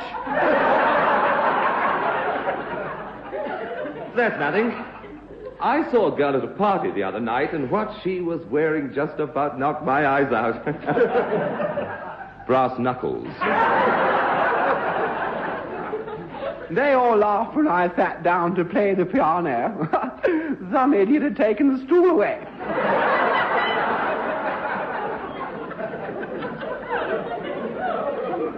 I was born in Cape Town, but I went to school in Johannesburg. Do you know it took me 30 hours to get home for lunch every day? You know, when I was in Pune, I once shot an elephant in my pajamas. How he got into them, I'll never know. Last week was program number 5. Tonight we're hitting you for 6. Yes, and you too have a chance to be caught in the slips. Send us the jokes you cherish to the Castle Laugh-In, P.O. Box 1166, Johannesburg, and watch out for that heavily laden postman. With your heavily laden Laugh-In certificate. And enjoy the thrill of having your story set to music by Sam Sclair.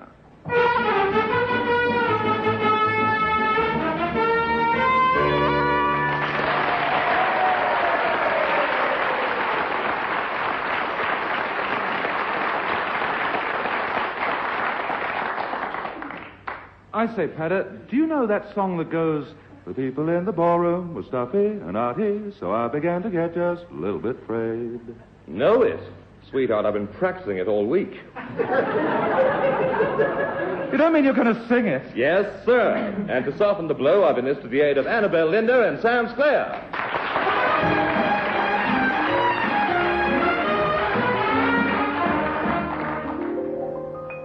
As your genial host, may I offer a toast to the wine-buying guest on my right. Hooray for the wine buyer.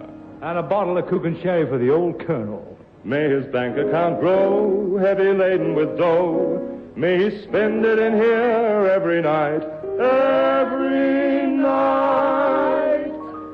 Seeing this night in its glory, you people so loyal and so true, puts me in mind of a story. Won't you tell us about it? Pray do.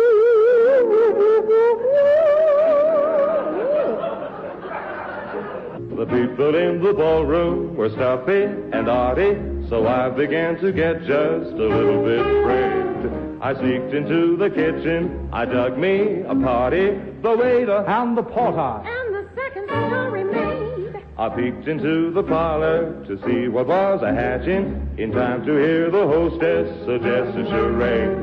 But who was in the pantry, laughing, a scratching? The waiter and the porter. And the upstairs maid. When they heard the music that the orchestra played, the waiter and the porter grabbed a hold of the maid. Then they all proceeded to go into a club. Hot diggity dog. If ever I'm invited to some fuddy-duddies, I ain't a-gonna watch any harlequinade. You'll find him in the kitchen, applauding his buddies, the waiter and the porter. And the upstairs maid.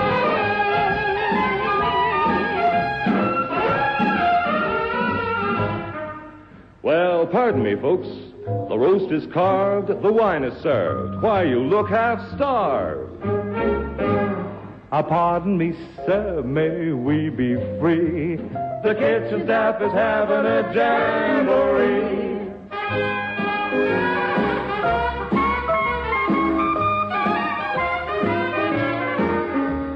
I went and got a dishpan to use as a symbol. The porter found a regular glass that he played. The fingers of the waiter were reaching a thimble. You should have heard the music that the combination made.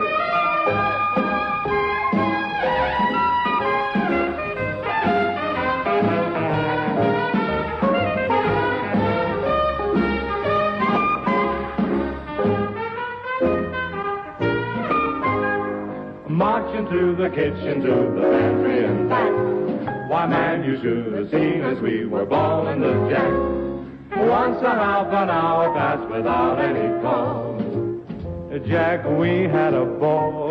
The waltzers and mazurkas, we hate 'em, we spurn 'em. We got a lot of rhythms we want to hear play. Yes, and we know who to go to when we want to learn them. The waiter and the porter and the upstairs.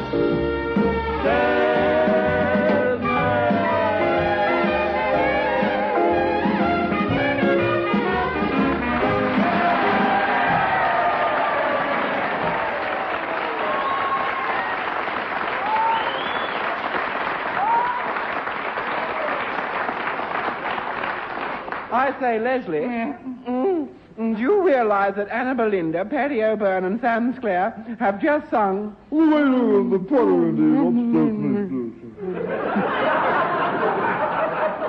through all this good-natured banter, Sam has found his way back to the podium where he's ready to strike up a folk song.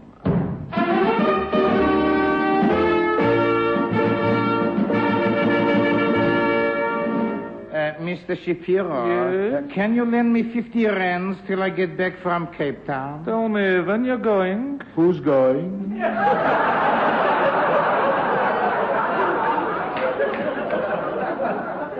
You know, once upon a time, I used to judge women by their clothes. But I can't anymore. There isn't enough evidence. Good morning, madam. I'm the piano tuner. But I didn't send for the piano tuner. No, madam, your neighbors did. Boy, you know that Samson sure had the right idea about advertising. You know what he did? He took 2 columns and brought the house down. Yeah, well, okay, sweetheart. Can you play the piano? Can I play the piano? Listen, I'm a virtuoso. Look, never mind about your morals. Let's hear you play.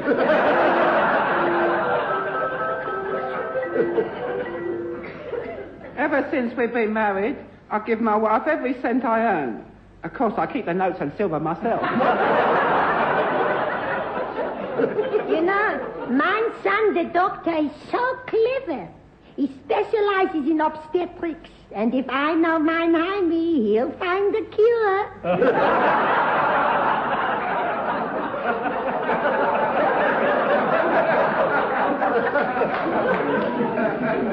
I'm 39.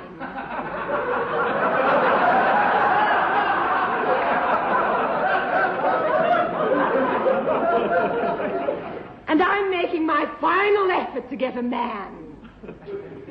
I'm joining the Mounties.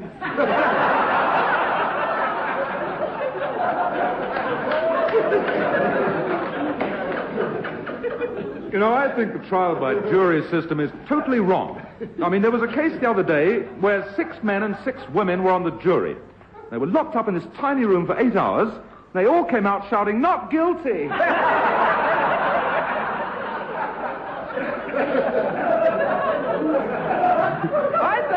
I say, Leslie. Yeah? Last Saturday, I went to the races at Germiston, and I was crossing the course, and I bent down to tie up my shoelaces, and a short-sighted stable boy shoved a saddle on top of me. Oh, no. Oh, my poor chap, whatever did you do? Got up and finished third.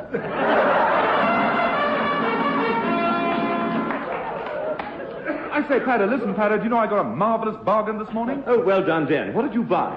I bought 10,000 1963 calendars. You great buffoon, you were robbed. Yes, you may think so now, but let me tell you something. If 1963 ever comes back, I'll make a fortune.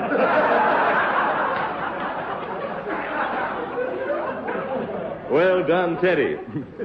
Actually, I did a rather silly thing last week. I advertised for a Daily Girl, and now I've got a staff of 365. Yes, good old Castle Laughing's the thing for you and me. Effervescent Dennis Smith and friendly P.O.B. Do you mind? I'm supposed to be the poet around here. I'm terribly sorry, Dennis. I don't know what came over me. You will.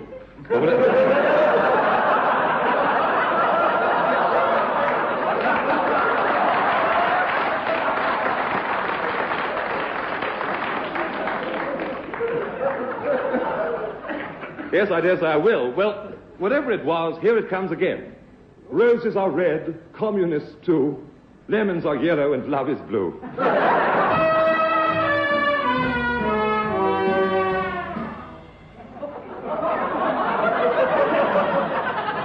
I wish I'd said that. Right, while they're all recovering from their latest spasms, I'll nip in quietly and say, here come the sponsors. Heavens above, here we are at chapter 2 and not a child wash. Oh, never mind about the kids. Have you cleaned up any of the gags from our mailbag? Yes, I have. It wasn't easy, but I have. Oh, good. Well, then it's time to play Don't Shoot the Listeners. They're doing their best.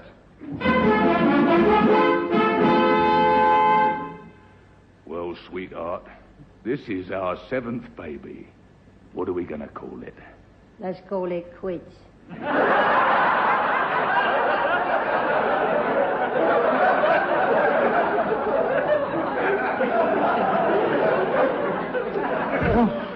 My words, what a hot day this has been. No,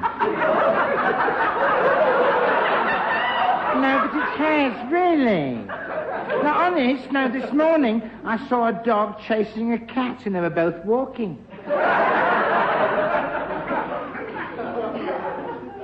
You know, my boyfriend's so stupid, he thinks manual labor's a Spaniard.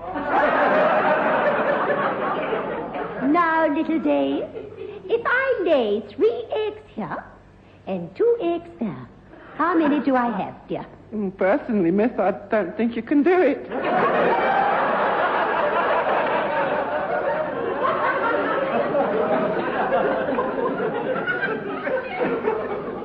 Did you hear about the farmer who sold his farm and became a chemist? And now they call him pharmaceutical. Darling, I'm having an affair. Ah, who's doing the catering?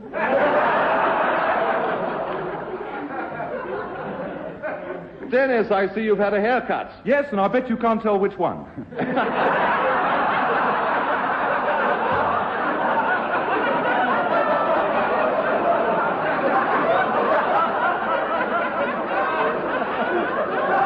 That's what they say. Hair today, gone tomorrow.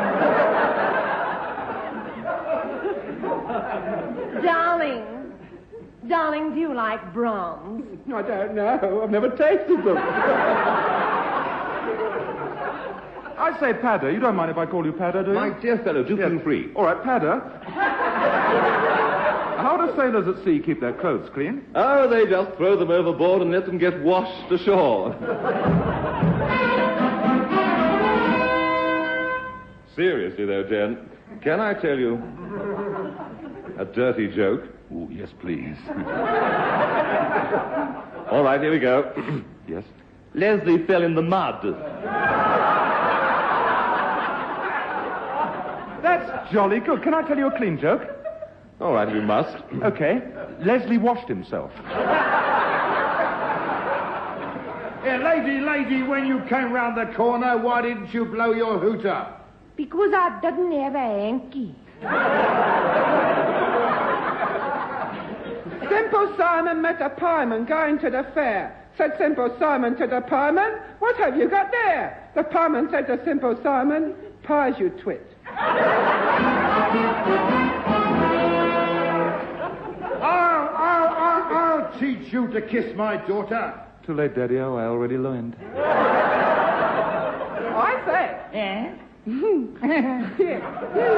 Hello. If I shine my torch up in the sky, will you climb up the beam to the moon? No, I know you. When I'm halfway up, you'll switch your perishing torch off. Madam, do you realize you have a flat battery? Huh? And what shape should it be? I say, Padda. Do you know what they used to call fish paste in the 13th century? No, but I'm dying to know. What did they call fish paste in the 13th century? Middle-aged spread. Hello. 7 is my lucky number. I was born on the 7th day of the 7th month in 1937. Last night, I kissed 7 girls, and this afternoon I backed horse number 7 in the 7th race. Came in 4th.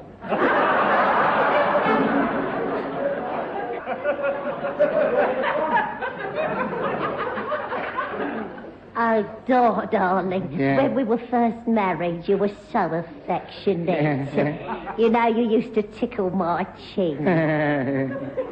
Won't you do it again? All right. Which one?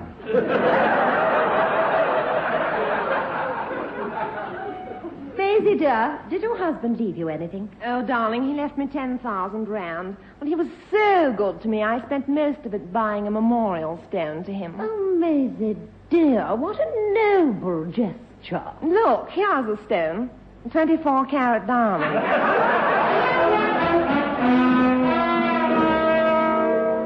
And finally, from our mailbag, here are some small advertisements. Cottage piano for sale. Owner getting grand. For sale, evening gowns, cuts ridiculously low. Wanted, an organist, and boy to blow safe.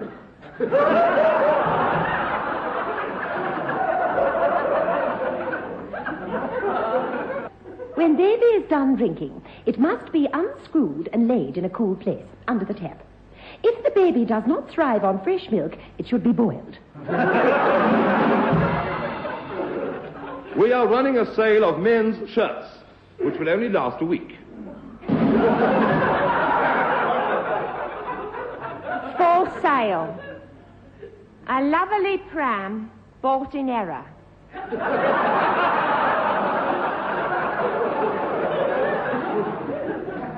Never used.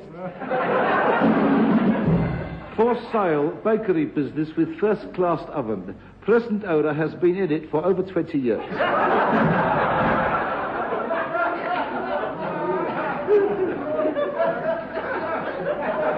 Wanted, a room for 2 gentlemen, 30 feet long and 20 feet wide.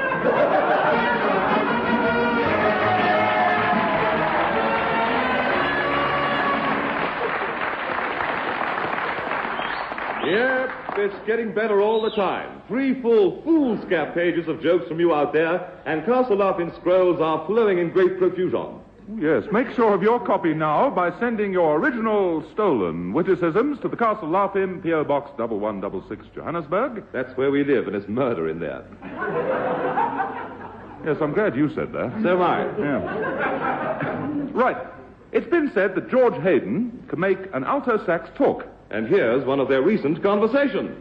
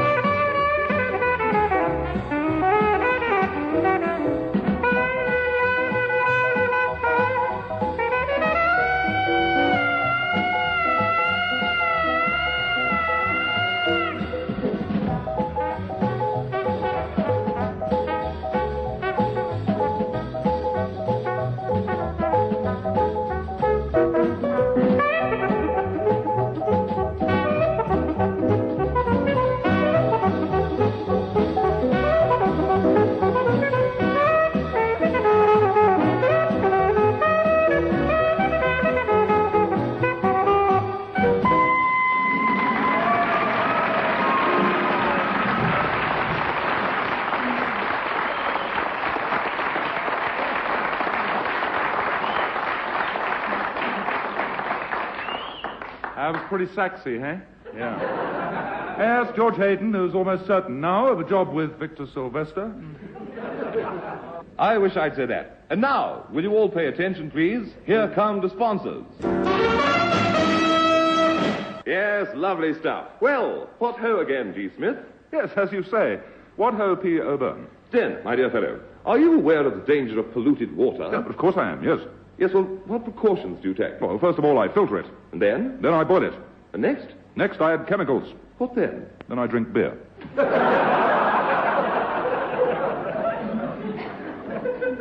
Any particular brand?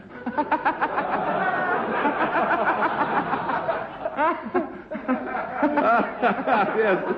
What a ridiculous question. I say, yes. What are you two maniacs laughing at? Well, it's what he said. He said, any particular brand. any particular brand. This is most unseemly. You're completely ignoring the girls. Pray allow me to beg silence for Miss Annabelle Linda.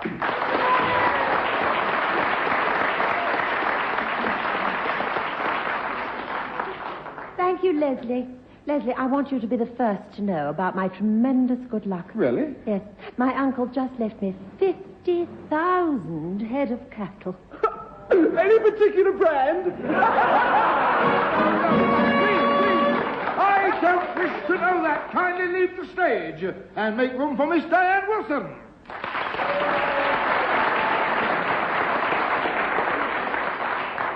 Thank you, dear old Leslie. Oh, how we danced on the night we were wed. I got rhythm, I got music. I could have danced all night. Any particular band? In this case, we're concerned with the particular Castle Laughing Band of Sam Square.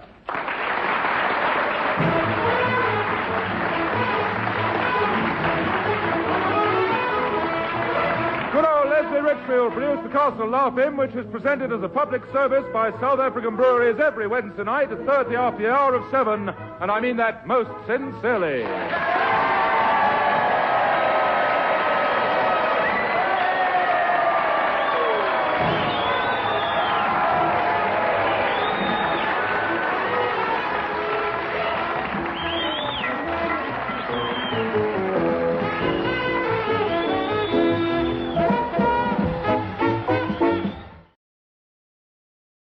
We hope you enjoy the next show, which is called The Night Surgeon.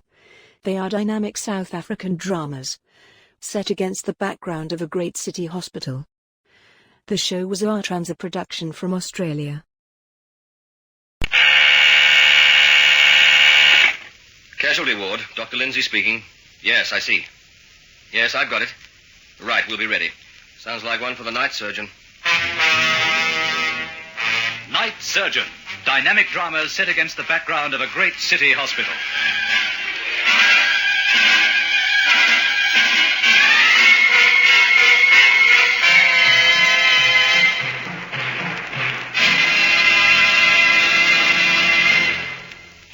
Bart! Over here. Hi, Doc. That's a lucky break. You're driving this way to the hospital. I should think it is. Well, it's just as well I haven't along, standing there with your nose in the paper. Oh, what do you know? What? Dermot Shane's dead. You know, the biologist. No, is he? Oh, good heavens, he's a loss to science. Brilliant man. How did he die? He was only, about 40, I'd say. Drowned. Drowned? In a swimming pool at his home. Couldn't swim. Couldn't swim, and he owned a swimming pool. Oh, he probably had it for entertaining. He moved a lot in society circles, apparently. Oh, I don't know. Makes a man feel really old, Bart. What? Well, I flatter myself I'm a slightly better than average doctor. Oh, no, don't overdo it now. But by heck, I have to work at it all the time. Yet you get these brainy young birds like Dermot Shane who can constantly startle the world with their work in biology and have time to spare to entertain society. Just how do they do it? Search me. Maybe it's just a case of having an overactive thyroid. That doesn't account for the brilliant mind. Oh, true. Personally, I find being brilliant takes up all my time. Oh, does it? Well, just watch yourself, my lad. I might hold you to that.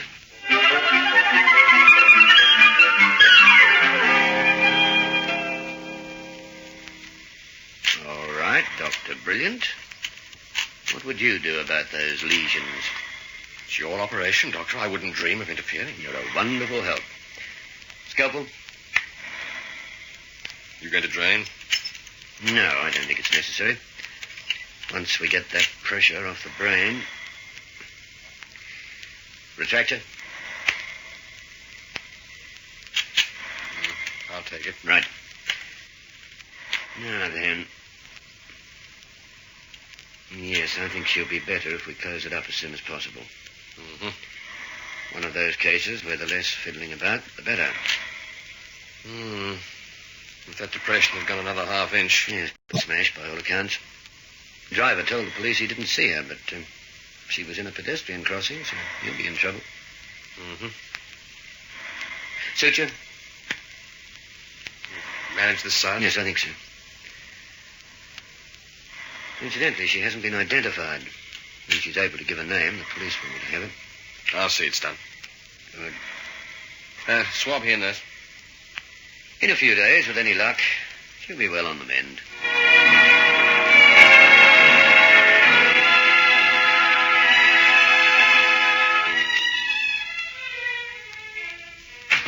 Good evening.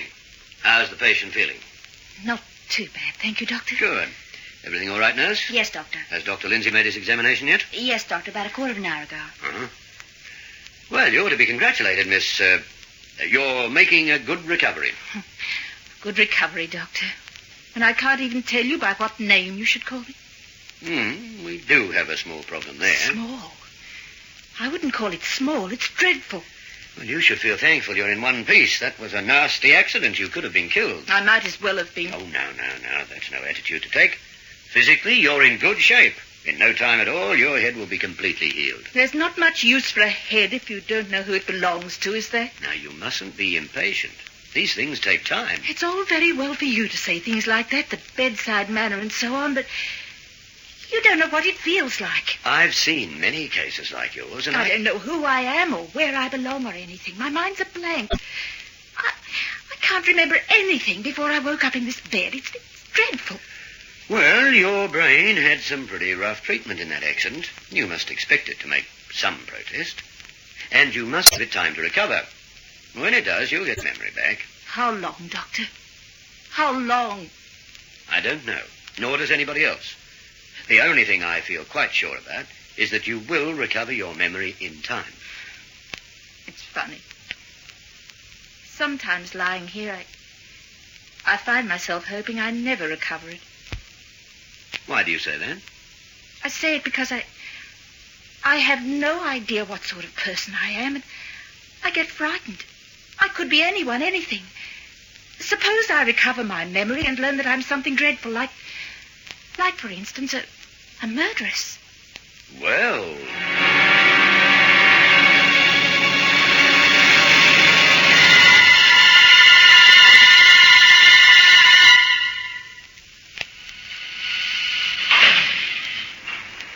Well, can I or can't I, Bart? Well, why ask me? I'm not going to give you permission and then have Sister Verity jump down my throat about it. But she said it was all right with her as long as you said I could do it. Oh. Oh, okay then. Go ahead. Oh, goody. But remember, only if you have spare time. You'd better do it in your coffee break. Okay. Well, no argument. Greater love hath no nurse. Then she will give up her coffee break for a patient. Well, it'll be good for her, Bart, for her morale. And she could do with a boost. Yes, I guess so. Not much fun lying around in hospital for a week without knowing who you are. What does Dr. Morgan think? About Miss X getting her memory back. Well, just quietly, I think he's a little worried. He expected her to have started remembering some things before this. Poor girl. I feel terribly sorry for her. Hence the manicure routine, huh? Yes. Well, normally it would have been setting her hair, I suppose, but seeing she hasn't any hair, I had to think of something else. Well, she has hair. Starting to grow out. And it's blonde. She dyes her hair. Doesn't everybody? I don't. Women, you idiot. Everybody changes colour these days. It relieves the monotony. And when are you becoming a brunette? Why? Would it help? I make no promises. I'll have to see you as a brunette before I buy you. Oh, you like yourself, don't you? What makes you think I'm for sale? I was speaking figuratively. Ha. Hey, here comes Sister along the corridor. On your way, Cleopatra.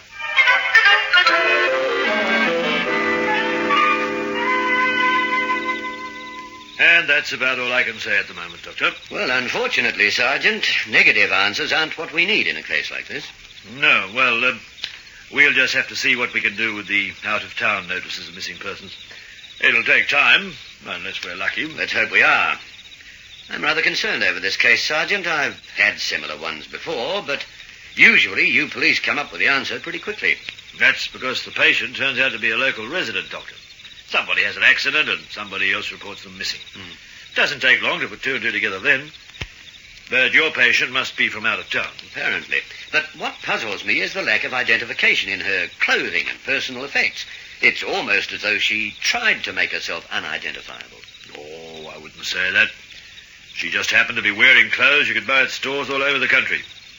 No name tags, but then the average person doesn't bother with names on his clothes. Unless they go to the laundry, of course. Yes, but a handbag. I mean, you'd think there'd be a driving license, checkbook, something. Perhaps she doesn't drive a car. Now, as for a checkbook or bank passbook even, not everybody carries things like that. People have charge accounts. Oh, no, nothing very unusual about this case, Doctor. Just unlucky that she can't be identified as one of the local missing persons. But we'll track her down, never you fear. And I hope so. You'll let me know if you come up with anything. I certainly will. It could be important to her mental well-being, you know. Not doing her any good lying in bed day after day, wondering who she is. No, I suppose it isn't. We'll do the best we can for you, Doctor. Now, I'd better be getting along. Nice of you to walk to the car with me. I felt like a breath of fresh air anyway. No, you've got the night for it. Very pleasant out. Well, good night. I'll keep in touch. Right. Thank you, Sergeant.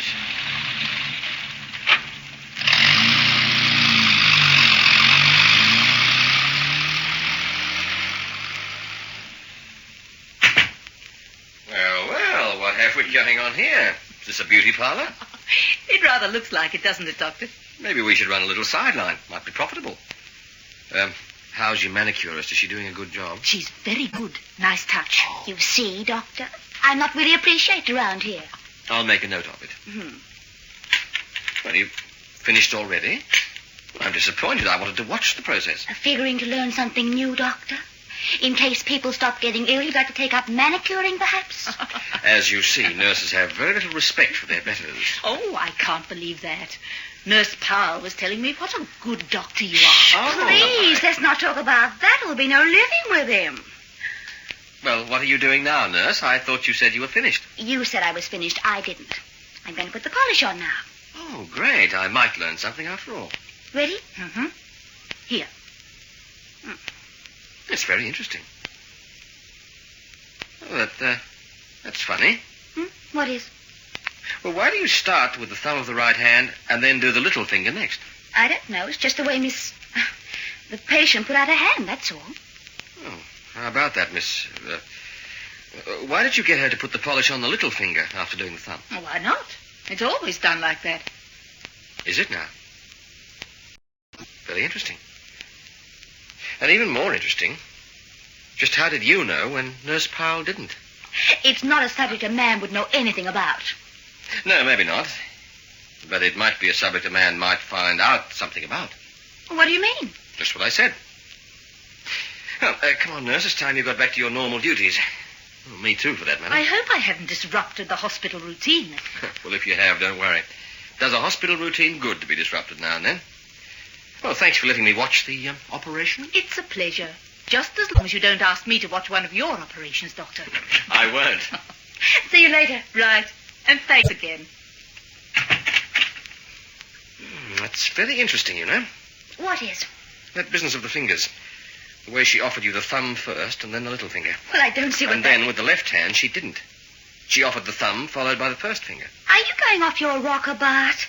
Seems a pretty trivial thing to get so worked up about. Ah, but is it trivial? We don't know who that woman is. We have to call her Miss X. She has no idea who she is or what kind of a life she led before she came to the hospital. I can't imagine what having her nails done can have to do with it. When I asked her why she offered the fingers in that order, she couldn't say. It just seemed to come naturally. So what? Suppose there was a reason for it. Reason? I don't know Suppose she was an expert on fingernails. And she knew that was the way they were to be done. Well, I don't do my own that way. Oh, yes, but that's not the same as putting polish on another person's, is it? No, but... You're not a trained manicurist, Sue. Like most women, you learn to fix your own nails. But you're not used to doing them for other women. Well, Miss X seems satisfied with the way I did hers, so you needn't go stop on as carrying on. I'm not knocking you. Well, can't you see what I'm getting at? No. Look, if it happens that the way Miss X got you to paint her nails is the way of an expert, a professional, then maybe that's what she is. Say, maybe you have something. She's lost her memory, so she wouldn't realize she knew anything about manicuring. That's right. Yes, but the mind plays funny tricks. The habit of doing the nails a certain way is almost like a reflex action. The brain retains that while losing conscious memory. Well, it's a start. That is, if you're right about the nails being done that way by pros. I can soon check on that. A phone call to one of the beauty salons is all that's necessary. Just be careful what you say on the phone. If they get the impression you're inquiring about having polished on your own nails, there could be some nasty gossip about Dr. Bart Lindsay.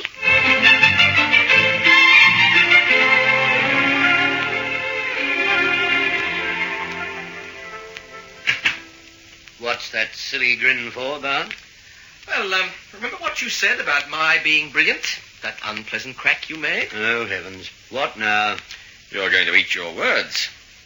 I'm certainly brilliant at something. Your modesty is most becoming. Now, what incredible feat of medicine have you performed now? Not medicine. A sort of Sherlock Holmes act. Sherlock Holmes? Mm-hmm. I have solved the problem of Miss X. Oh? She's a professional manicurist. Her name is Josephine Harrow. Great Scott. And how did you find that out? Elementary, my dear Watson. Nurse Powell was painting the patient's fingernails. Painting her fingernails? What for? Huh? Well, it was just a little kindness. Well, Doc, you know how it helps the morale of women patients to have their hair set. Well, since the op on her head, Miss X hasn't enough hair to set. So she asked for a manicure. The usual thing is to send for a professional manicurist. Now, what the devil has Nurse Powell got to do with it? Oh, that didn't start a riot, Doc. Sue offered to do it for the patient. Miss X, or Miss Harrow, I should call her, likes Sue, and that was it. The nurses in this hospital, Bart, have certain specific duties that should keep them extremely busy. Now, if we find that one of them has nothing more important to do than fiddle about giving manicures, Doc, well, then, it's time we examine the question of being overstaffed. Doc, take it easy. Sue got my permission and Sister Verity's. No? She did this little favor in her own time, during her coffee break. And if Sue Powell goes without her coffee break to help somebody, I, for one, am not going to discourage her. Well, all right, then. Yeah, well, get on with it. What about this manicuring business? I noticed that the patient offered her nails for painting in a certain way. She couldn't explain why she did it just like that. So it occurred to me that it might be the way professionals are trained to work. Uh-huh. And? Well, I rang up one of the big beauty salons and spoke to one of the manicurists. She confirmed what I thought. Which convinced you Miss X is a professional manicurist. That's right. And what about the name? The name? Well, you told me her name is Josephine something. How did you get hold of that? Oh, yes, well, I rang all the beauty salons in town to see if one of their staff, a manicurist, was not at work. Tell me, is the hospital paying for all these calls? Oh, dear, what's making you so sour? Well, I just don't see what... It happens that I struck oil. There is a girl missing from one of the salons, a Miss Josephine Harrow. And from the description, it could easily be Miss X. Which you're convinced it is? Well, I am. Because thinking Miss Harrow might be home sick, I checked at her home address. She's disappeared. Disappeared? That's ridiculous. You mean she's disappeared and her family haven't reported her missing with the police? Well, she doesn't live with her family. It's just a lodging house where she has a room. Her rent's paid in advance, but she hasn't been there for some time. I see. In fact, the last time she was seen was the day before Miss X was knocked down by the car. And nobody wonders where she is? Her employers, this beauty place, they haven't tried to find out where she's gone? Well, they're pretty casual about such things. They say girls come and go all the time. And some of them even take other jobs without bothering to give notice or anything. I see. Well, you seem to have made a pretty thorough job of your little investigation, Bart. Brilliant, huh? Oh, I wouldn't go so far as to say that. Well, I'm just on my way to Miss X, Miss Harrow, to give her the good news. Oh, and some other girl from the salon who knows her is coming to see her tomorrow. She'll be able to identify her for sure. Now, wait a minute, Bart. Just a second. Dr. Morgan. Oh, yes, Sergeant. Well, I'll see you later, Doc. I'll go and see Miss Harrow. Yes, I read about it, but I didn't know... Bart, what? Oh, no, Sergeant, I'm sorry. I I was talking to somebody else. You were saying?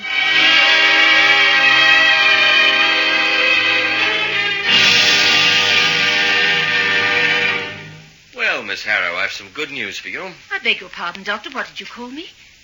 I called you by your name. You're Josephine Harrow. Josephine Harrow, am I? You surely are. You're a professional manicurist. You live at 33 Lovebury Street, and you work at the Belle Coiffure Beauty Salon. Good heavens. Well? That's astonishing. I mean, I have no recollection of anything like that. And the name... But you have no recollection of any past, have you? No, that's true. So, why shouldn't you be Josephine Harrow? No reason at all, I suppose. Josephine Harrow. Well, it's not a bad name to have, is it? Very nice. Professional manicurist. I don't feel like a manicurist. Well, you will. Once you get back on the job, it'll all come back to you. Well, even now, it's obvious you haven't forgotten some of your professional tricks. Oh? Well, that's how I got onto this. Remember I remarked on the way you offered your hand for Sue to put the polish on? Yes, that's right. You did say something about that. Well, it occurred to me that might be the way an expert would do it. From there, the rest was just a matter of checking up. Now, it sounds very smart to me. So, that's what I am. Of course, it'll take a little getting used to. Well, don't worry about it. Now that you really know who you are, you'll find other things will start to come back to you. I hope so. It's rather uncanny feeling you have no past. Well, it's only a matter of time. Oh, and by the way, one of your acquaintances from the salon will be up tomorrow to see you. Now, she'll make the identification complete. Well, I owe you my thanks, Dr. Lindsay. It's quite a relief to know I am someone. Yes, I guess it is. I'm very glad to have been able to help. Oh, here's Dr. Morgan. I was just congratulating Miss Harrow on being Miss Harrow, Doctor. Oh, yes. Well, I imagine it's always a relief to be able to identify yourself, eh, Miss Harrow? I was just saying that to Dr. Lindsay. It's funny. When he told me my name, it sounded strange at first, but even in a couple of minutes I've started to get used to it. Mm-hmm. I'm looking forward to meeting someone who knows me.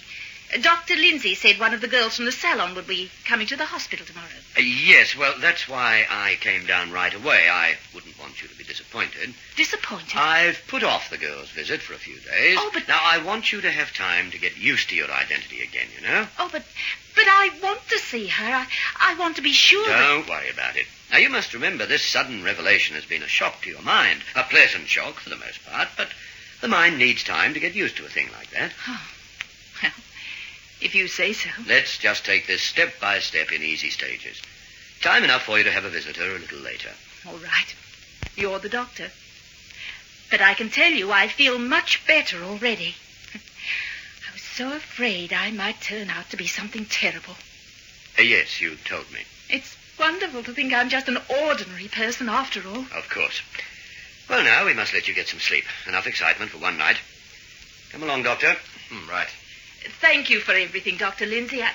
I can't tell you how grateful I am for your help. Well, the pleasure's all mine, Miss Harrow. It makes you feel good inside when you can do a thing like that for someone, Doc. Yes? Well, let's see how good inside this makes you feel. That woman in there is not a professional manicurist, and her name is not Josephine Harrow. When I spoke to the police about her, it took them about 10 minutes to learn that Josephine Harrow had made a holiday observation on the day you say she disappeared. The first agency they rang was the right one. Doc, you didn't tell the patient I was wrong. Why? You'd already convinced her that she was this Miss Harrow. It's too early to upset her with the truth. Yes, I guess it is. Except that if the truth's even better, I don't see why you... Hey, what about that manicuring business? Well, I mean, she acted like an expert. Rubbish. She acted like a woman who was used to having her nails done at a salon, that's all. Didn't think of that. No, you got this bee in your bonnet about experts being the only ones to know that. And that bee has led you a merry dance, Bart. You've made quite a mess of this. Oh, now take it easy, Doc. It can't be as bad as all that. I mean, if the patient is some well-to-do type who has manicures all the time, well, that's even better than being Miss Harrow. Oh, she's well-to-do, all right. She's the widow of Dermot Shane. Dermot Shane? It was you who told me about his death. Now, what you didn't know, but what the local police have learned, is that she suffered a guilt complex about his death because it was her idea to have a swimming pool against his wishes. Oh, brother. Yeah, but they didn't live here. Apparently, she came here to disappear. She dyed her hair, she wore chain-store clothes. She didn't want to be found because she felt she couldn't face her hometown friends. I wondered why Shane bothered with all those parties and society functions when his heart was in his biology work. She was the one. She was the one who wanted to live it up. And she felt his death was her fault. You were so eager to rush in and tell her who she is, Bart, but in a week or two, will you feel like telling her the truth? That she really is the terrible person she's afraid of being? A casualty ward is like a great theater, but the players are drawn from real life, and not every story has a happy ending. So much depends on the night surgeon. This is an Atlanta production written by Craig Jenkinson and directed by Jim Bradley.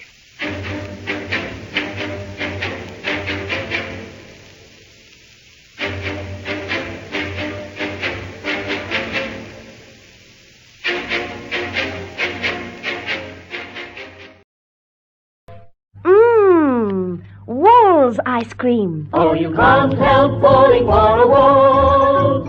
You can't help falling for a waltz. It's a shared joy to eat. It's much more than a treat.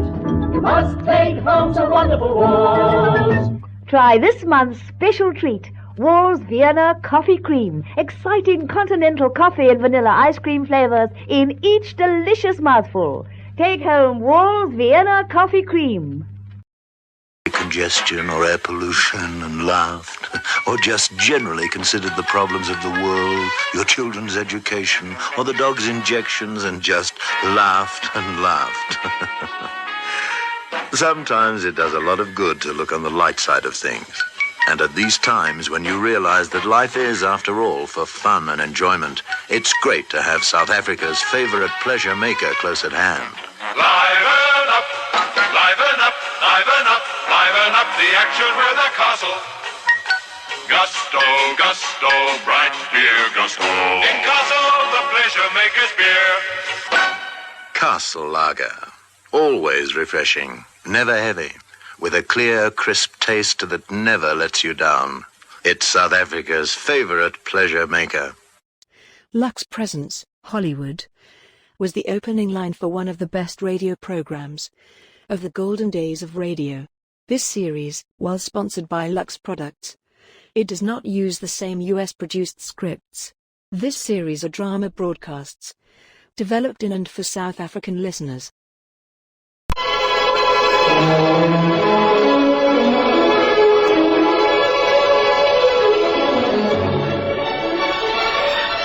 Good evening. This is Peter Tobin introducing Lux Radio Theater.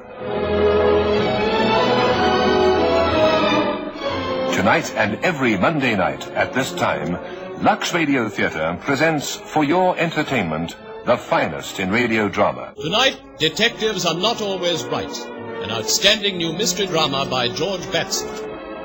On the Hudson River, not far from New York, stands a century-old mansion, once the home of wealthy landowners and the scene of gay parties. Now, the setting for murder.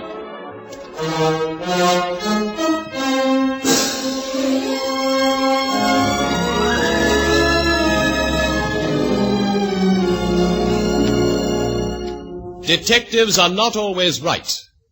Act 1.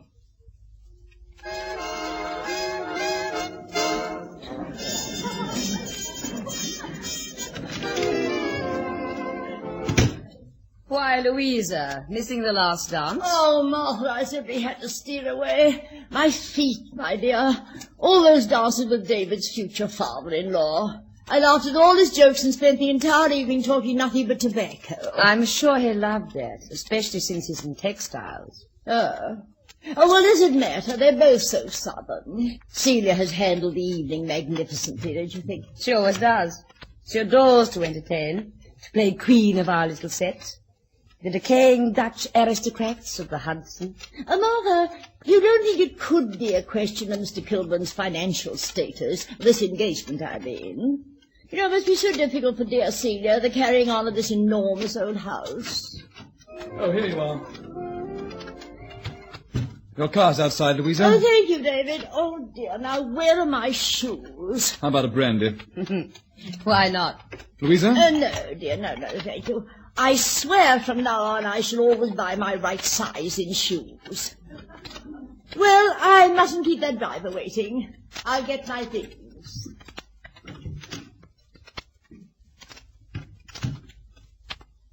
David, is anything wrong? Wrong? No, I'm just on edge. Well, I'd better get my wrap. And as host, shouldn't you be helping your mother with any straggling guests? Suppose I should. But they're all so dreary. Come along, dear. I'm sorry, Aunt Martha, I've no patience with them.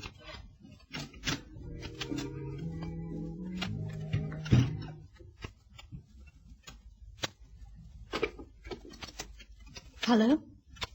Give me 047, please. No? Okay, thanks. Join me in a drink, Kathy? Well, and may I ask when the Grangers asked their chauffeur to the party? None of your business. Damn. One of the young master's paintings. Leave that alone. Well, by all that's... This is you. Put it down, I tell you. It sure looks as though his nibs got to first base. That's not true. I only posed for the face. I'll bet his mother doesn't know about this. Oh. So this is why you've been so busy nights.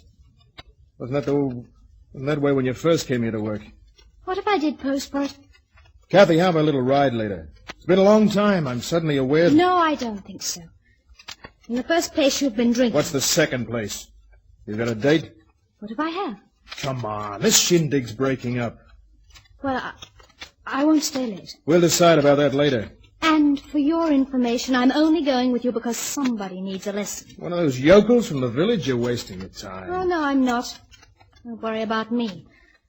I've got my plans. I'll be over in the garage waiting. Maybe I'll come. You'd better, gorgeous. There's some lost time I've got to make up.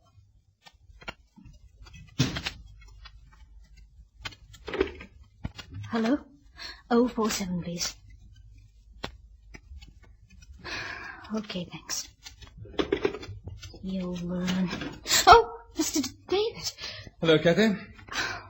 Did you enjoy your party, Mr. David? The Spencers and Mrs. Cortland and the Pettigrews? God forbid. Your fiancée's awfully pretty. Think so? Of course, a girl like that could get any person she wanted. Mr. David, about the picture, my portrait. It gave me an awful jolt just being left there like that. I'll finish it soon, then you can have it. You're a lovely model, Kathy.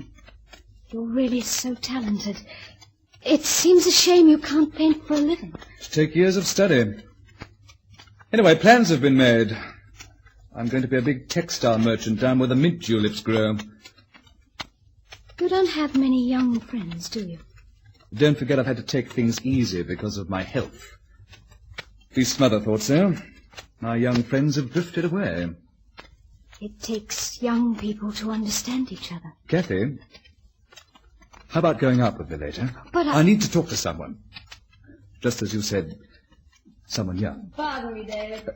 Oh, yes, Aunt Martha. My evening bag. Oh, yes, here it is. I keep leaving it everywhere. Suppose she heard? Doesn't matter if she did, not Aunt Martha. But if your mother... Please meet me later, Kathy. Let's say in half an hour. I'll meet you in the garage. Oh, no. No, not the garage.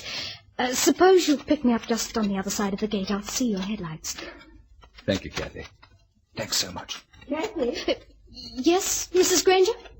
Will you see where Mrs. Hampton is? She's not in the kitchen. I've rung her room. Yes, Mrs. Granger. Right away. David, don't you feel well? Oh, just another of those sudden headaches. Oh, you haven't had one for so long. Dr. Peters thought you looked so well tonight. It isn't too bad, Celia. I think I might go out for some fresh air. Too much excitement, that's what it is. But I think it's been a most successful evening. Oh, I must say I'm glad I won't be seeing too much of Mr. Kilburn. That pleasure's reserved for me. Well, dear, you would go and fall in love with his daughter. Celia, I'd like to talk about that. I'm finally ready to go. Oh, David, I'm thrilled about your engagement. But the thought just struck me. When you go off to the south, poor Celia will be all alone in this great barn of a house. Can you imagine Mother anywhere else? No. Why should I? It's her home. And the memories. Celia, tonight it was like the old days. I kept remembering your engagement party. Watching David tonight, I had to convince myself that it wasn't years ago and he wasn't but. He is so like his father, isn't he? Yes, Louisa, very much like him. And to think that the poor boy wasn't much older than David when he was...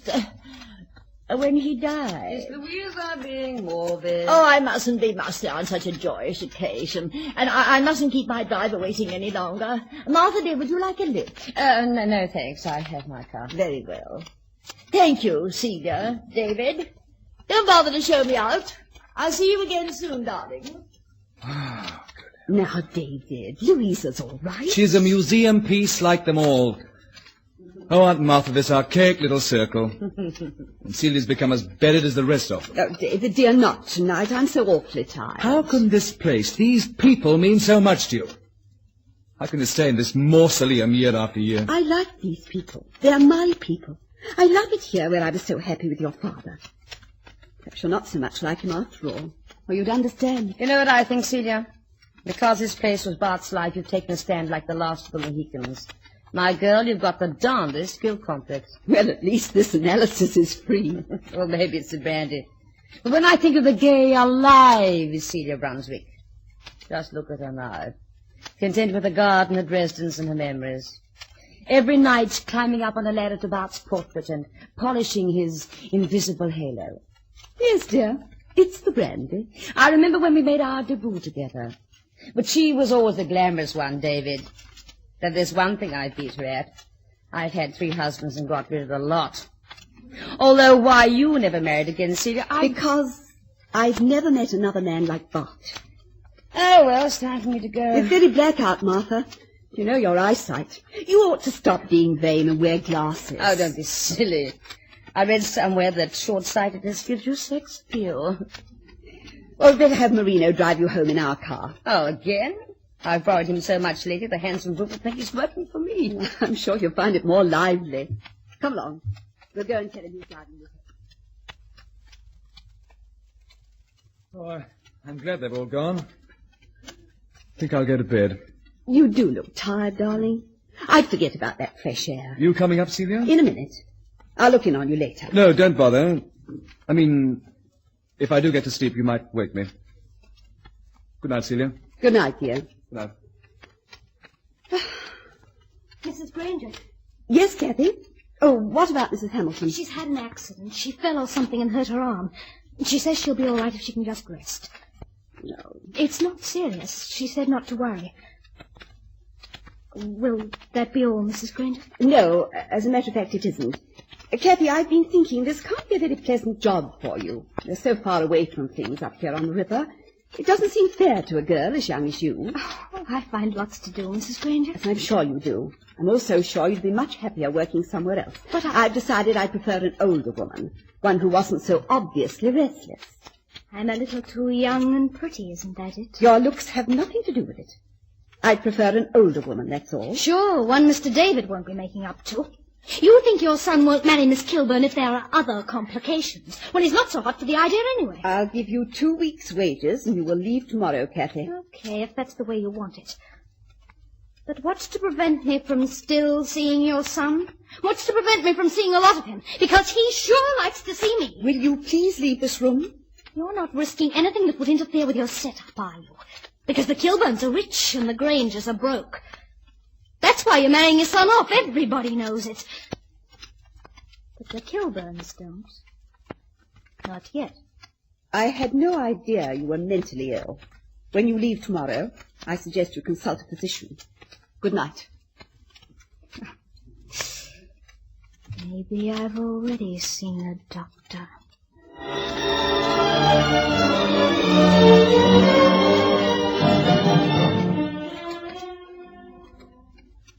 thank heaven you've got over here at last. The detective's been at me. Mrs. Hamilton, he's been saying, where's Marino? Where's the chauffeur? I had to get dressed, didn't I? I still can't believe it. That poor kid. It's horrible.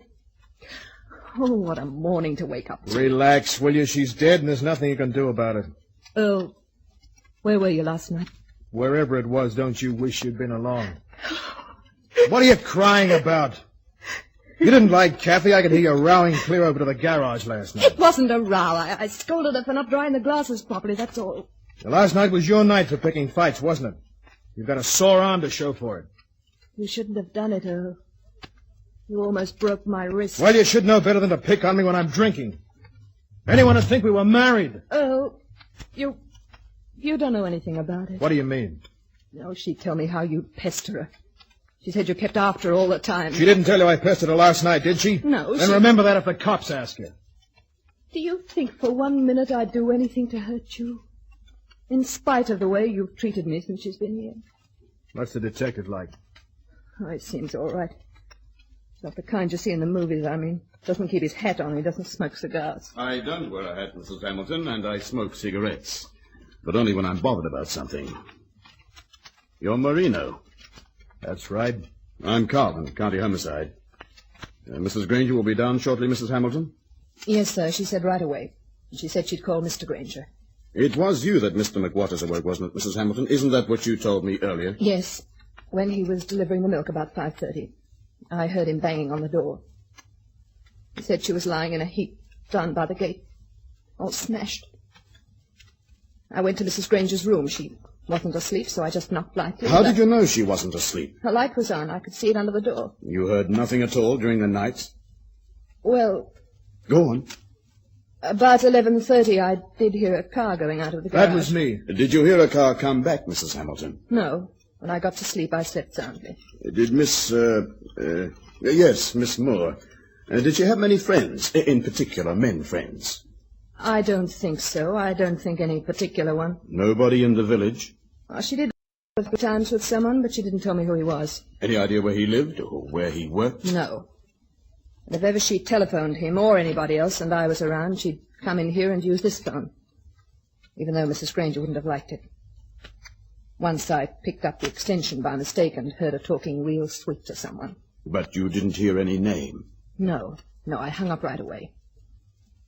But I knew she was talking to a man. Well, that'll be all for now, Mrs. Hamilton. Thank you, sir. You went out about 11:30, Marino. Yes, I drove Mrs. Brand home. She was afraid of that fog. And you came back here? No. You see, I ran out of liquor. I know of a place in Kingsville where I can get it. We'll have to know where you were. What time did you get back? Oh, I'd say about 4. You didn't see Miss Moore? No, but I wouldn't have. It was pitch black. Had you ever gone out with Miss Moore? No, never. You see, I got a girl in the village. And you were with her last night? Yeah, sure. What's her name? Rose Coonan, 68 Mill Street. All right, Marino. That's all for now. Thanks. Don't leave the place for a while. Don't leave. Okay. A photograph. Celia Granger. Good morning. Oh, good morning, Mrs. Granger. I'm Dan Carlin, County Homicide. This has been a dreadful shock. You're sure it was murder? Sure. I thought perhaps a hit-and-run driver. She was inside the gate, and her head had been struck with a rock. She also had this scarf wrapped round her throat. Mrs. Hamilton said it had been yours. Yes. I gave it to Kathy. You don't remember me, do you, Mrs. Granger? Remember? No, I'm afraid I don't. No, of course you wouldn't. It goes back many years. Back to the days when you were living in the old house on King's Point. You used to borrow my bicycle. Then you were... Yes, I was the grocer's delivery boy after school. Why, yes, I do recall, but I saw you very seldom. I got a better job with the tailor. I don't know why I'm bringing this up. Let's get back to business. You were looking at my photograph when I came in, weren't you? Yes, yes, I was. Celia? Oh, come in, dear. David, this is Mr. Carlin. He's from the police. My son, David. Oh. How do you do? I need a shot of brandy. Don't get the idea I start every day this way. Well, this is an unusual day, I'm sure, for all of us. Mr. Granger, did you know about any plans Miss Moore might have had for last night, for after the party? I? No. What makes you ask that? I thought possibly she might have said something. She never confided in me about her dates. I did come in here while she was tidying up. That was all. And that was the last you saw of her? Yes. Very well. Now, I must be getting back to the village. I want to check the coroner's report. I'm afraid I'll be a bit of a nuisance around here for the next few days, but there's nothing I can do about it. I regret the circumstances, but I have been glad to see you again. Thank you, Mrs. Granger. Goodbye, Mr. Granger. Goodbye. He's hardly what you'd expect a hick detective to be. But there were moments when he was still the grocer's boy. The what?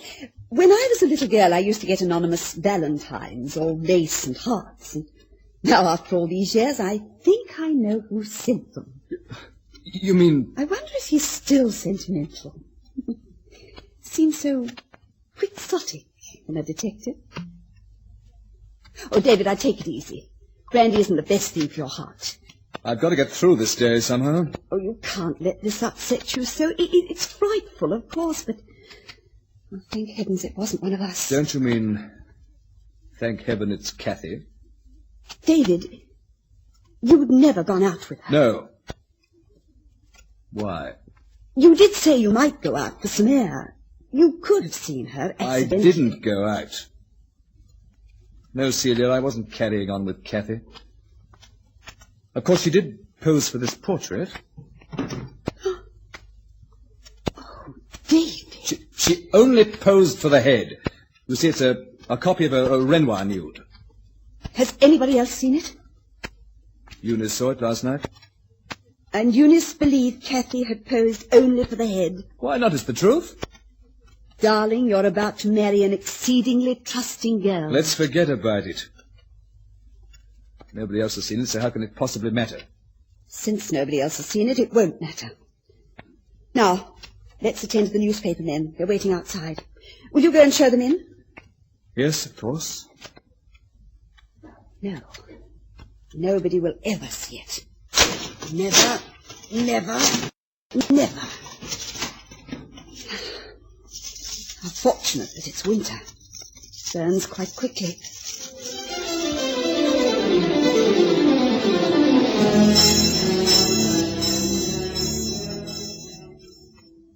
So you're the girl from Miss Harper's employment agency? Yes.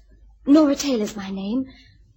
I have the introduction here. I can't understand, Miss Harper. I told her I wanted an older woman. I have some excellent references. It isn't that. I don't believe you'd like it here. You're young, you're pretty. You'd find it much too quiet. All the others have. But I like the quiet. You don't know the trouble of breaking in a girl and then having her leave. But I won't leave. Just because your last girl... Did Miss Harper tell you about the last girl? No. The last girl was found murdered 2 days ago, just inside the front gate. The murderer hasn't been caught. There's a great deal of uneasiness in the village. Those things don't happen twice, Mrs. Granger. Anyway, I'm not afraid. You don't seem the servant type, Miss Taylor. Won't you at least see my references? I'm sure they're excellent, but... no. Marino will drive you back to the station. There's a train soon. Naturally, I shall insist upon paying for your ticket. Oh, David, this is Miss Taylor. Oh? She was sent by Miss Harper. That was quick. How do you do? This is my son. How do you do, Mr. Granger? Then if you've decided, Mrs. Granger, I'd better go back to the station. Go back? I've explained to Miss Taylor that I want someone older. Why do we have to have someone older? Because the young girls never stay. How do you feel, Miss Taylor? Think you'd like it here? I feel certain I would, Mr. Granger. Oh. Shouldn't we let her find out for herself? She's come quite a distance. If only you'd give me a trial, Mrs. Granger. Oh, it's not right appealing to your sympathy, but I do need a job so badly. There's a storm coming. We can't send you back in that. What do you say, Celia, eh?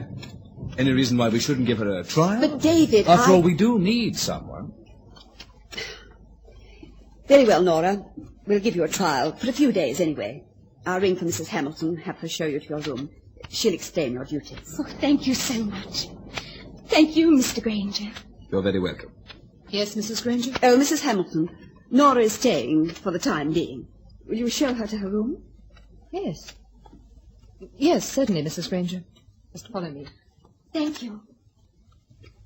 I've quite made up my mind it would be the best not to keep her. Because she is attractive. I wanted to avoid any repetition of the painting episode. There won't be, Celia. I promise you. Thank you, David. Celia, I want to talk to you about something. It's about Eunice. Well? I'm beginning to realize what life with her and her father will be like. Awfully comfortable and secure. Mother, you might as well know. I've decided not to marry her. What's brought on this sudden change of heart? This thing that's happened, it shocked some sense into me. It cleared my vision. I just can't go through with it. Must have been out of my head. Of course, if you feel that way, there's nothing more to be said. Except that if I marry Eunice, we'll have enough money to keep this place, won't we? With me a textile executive. Don't be ridiculous. That doesn't enter into it, and you know it. But we are broke, aren't we? Yes. And we would be able to keep this place. Yes. You feel you have quite an obligation to all this, don't you, Celia? Yes, David, I do. Because of your father. This house represents him, his tradition. To me, it's a trust. That's why I've struggled so to keep it. And since his death, my first obligation has been to you. That's how I've justified everything I've done. Your happiness, your well-being come first. Am I wrong or strange wanting that? No, you're right, Celia. This is just nerves. Of course I want to marry Eunice.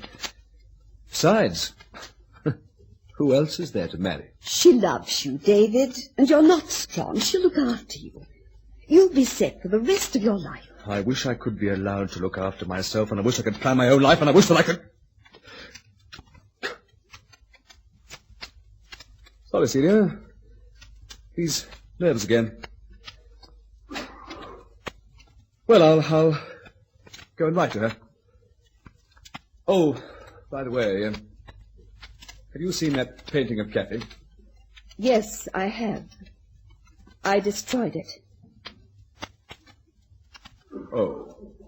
You do understand. Because of its implications, Colin had a thought... That Kathy and I were having an affair, and for some reason I killed her? David, did you know Kathy was expecting a child? No. Colin told me. They found out when they performed the autopsy. So I think it's just as well, dear, that I did destroy the painting. Yes, Celia, you're right. You usually are.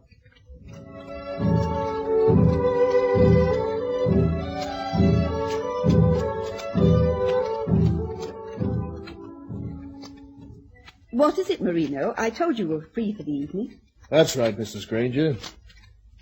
But then the question always comes up, what to do on a free evening. Well, what do you want? You know, you're a proud woman, Mrs. Granger. I think I read somewhere that could be a weakness. For a good-looking dame, too. Get out of this room at once. Real shame you shut yourself off like this. You're through at the end of this week. Oh, no, I'm not. You see, I've got something to sell you. Sell me? Yeah, it's about that painting. The one of Kathy. You know, the one your son did. You want to sell me that painting? Now, how could I do that, Mrs. Granger, when you've destroyed it? Don't forget, I do a lot of work in the garden. I can see right in here. Yeah, your son will have to explain an awful lot if the police hear about it. That painting was done from imagination. But who's going to believe that? Besides, he and Kathy have been out several times. He was waiting for her just outside the gate the night she was killed. You didn't know that, did you? I saw her get into his car. I don't believe She you. stood me up. She was going out with him instead. And with a girl like Kathy, why should the picture be from imagination? She was awfully available, if you know what I mean. And then, too, you're destroying it. You'd have to explain that. The picture has been destroyed. We can deny there ever was any picture. The picture was partly destroyed. It wasn't burnt entirely. What? Don't forget, I also empty the fireplaces. That part's what I got to sell you. How much do you want? Well, knowing you're kind of strapped right now, I'll be sensible. Suppose we start at, say, 250. All right. As long as you leave here at once. Oh, I'm not going anywhere. I like it here. I like you, too. And now that we're sharing a secret, maybe we'll get better acquainted. I shouldn't have done that. It puts me on your level. Make it cash. I'll be seeing you around. Afternoon, Mr. Granger. Celia, what did he want? He was making a clumsy attempt at blackmail. What? What? I'll go out there No, and I'll... David. It should be very easy to cope with Mr. Marino.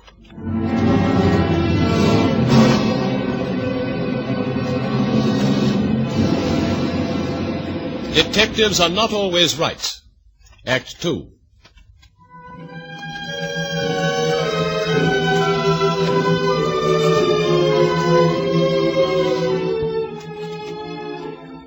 Come inside, Martha. It's getting too cold for the garden.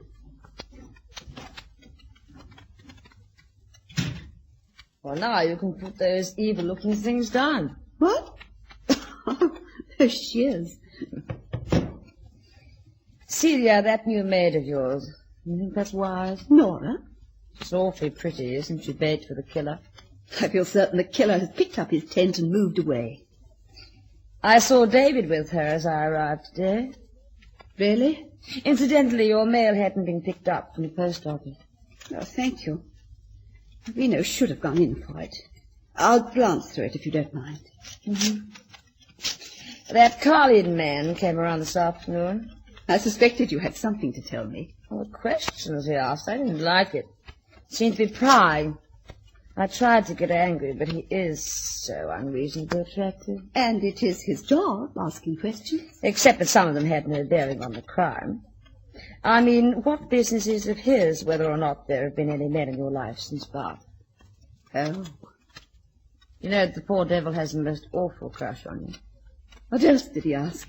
Why do you leave this quiet life? Why do people so seldom see you? I said you were still brooding over Bart's death, still in love with him for all I knew. I also said that you blame yourself for his death, and since he was so full of worship for his ancestors in this house, you felt you were making it up to him. And he knew about your singing in that club. I should have told him the only reason you were doing that was because the Granger Castle was toppling down around your heads, and that your husband was too proud to go to work. Bart had no preparation. The stock market crash in 29 knocked his world from under him. He was a very young man. He could have... How different he was from other men. Well, more handsome, perhaps. If you can afford well-dressed grasshoppers. That's right, Martha. You did find him very handsome, didn't you? And you could have afforded him. Seems a shame. Celia, I didn't have a chance with you around. Well, I mean, all of us had a crush on him in those days. And all of us knew when he married it would be you. Well, at least the others have forgiven me. What else didn't you tell Mr. Carlin? Oh, not a thing about David. He beat about the bush, but I knew what he was driving at. You might tell me. Why was he a chaser after women, of course?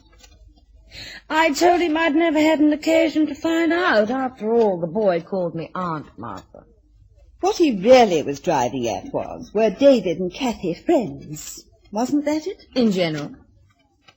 And I kept remembering that Bart had the nerve of a temper.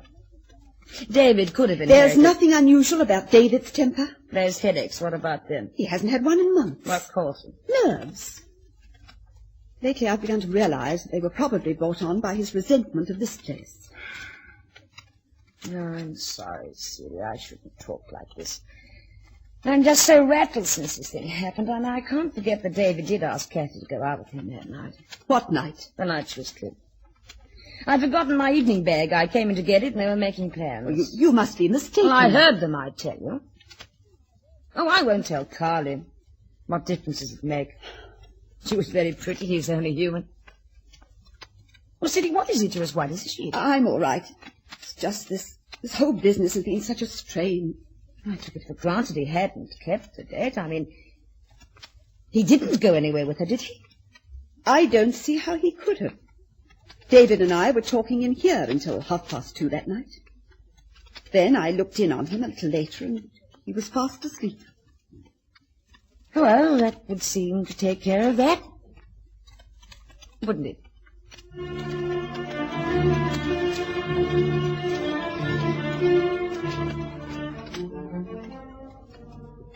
I told you the truth about that night, about Kathy. You said you didn't leave the house that night. I didn't. Nor do I have to repeat and repeat. If Colin thinks I did it, why doesn't he come right out and arrest me?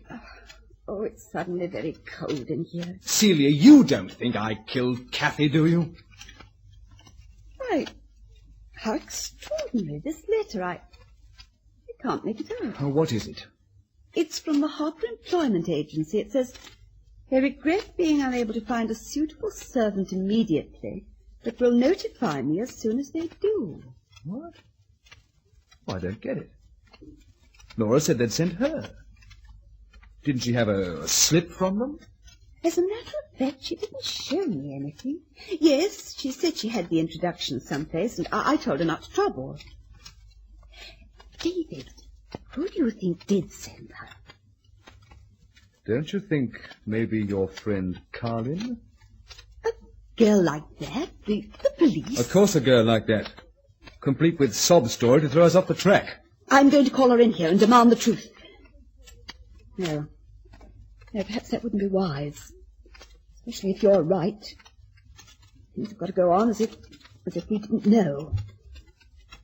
She's got to see that we have nothing to hide. At least until we do find out why she's here. Again, you're right, Celia. I won't let on. Oh, here's Mr. Carlin. Come in, Mr. Carlin. Hello, Mr. Granger. Oh, hello. Excuse me, I'll put these shears away, Mother. He means a lot to you, doesn't he? Of course. Because of your husband, maybe? Mrs. Brand said you had some notion that you were responsible for your husband's death. Yes, I'm sure she did. But she didn't tell me why. That surprises me. Oh, it's no great mystery. You see, Bart and I had lost nearly everything. I was trying to help. I had one asset, social position. Meant a lot in those days. I endorsed cold cream, cigarettes. Finally, even sang in a nightclub. Bart resented all these things. Seemed almost jealous of them. The night he was killed, we'd had a quarrel, a violent quarrel. Saying ugly things, hurting each other the way you can hurt only someone you love. I should never have gone to New York that night. Why do you say that? He was speeding in to find me when it happened. We never could be angry with each other for long. When I finally saw him, it was as though he'd been hanging on until I could get there. But he managed to look up at me and whisper that he was sorry. He loved me. Oh, I wish I had that night to live over. Well, no matter where he was going, it was an accident. The car overturned. I've told myself that 100 times. It can't wipe out the memory. You need someone else to tell you. To make you forget. Oh, well, things have a way of working themselves out. Oh, no, Mrs. Granger. We've got to work things out ourselves. I'm sorry. Where do I get my nerve telling people how to run their lives? Anyway, that isn't why I'm here. It's about your chauffeur, Marino. Marino?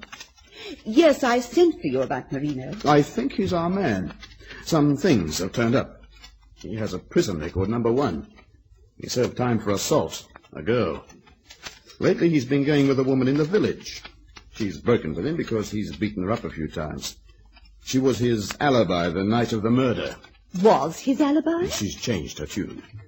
She now says she didn't see him at all that night. I sent for you because he's been threatening me. Vague, absurd threats. He said he'd make trouble for David and me. I don't know what he planned to do. Then he tried to make love to me. You should have sent for me immediately. Where is he now? I sent him into the village just a few moments ago. Well, we'll pick him up, so there's no need to worry. You've been very kind.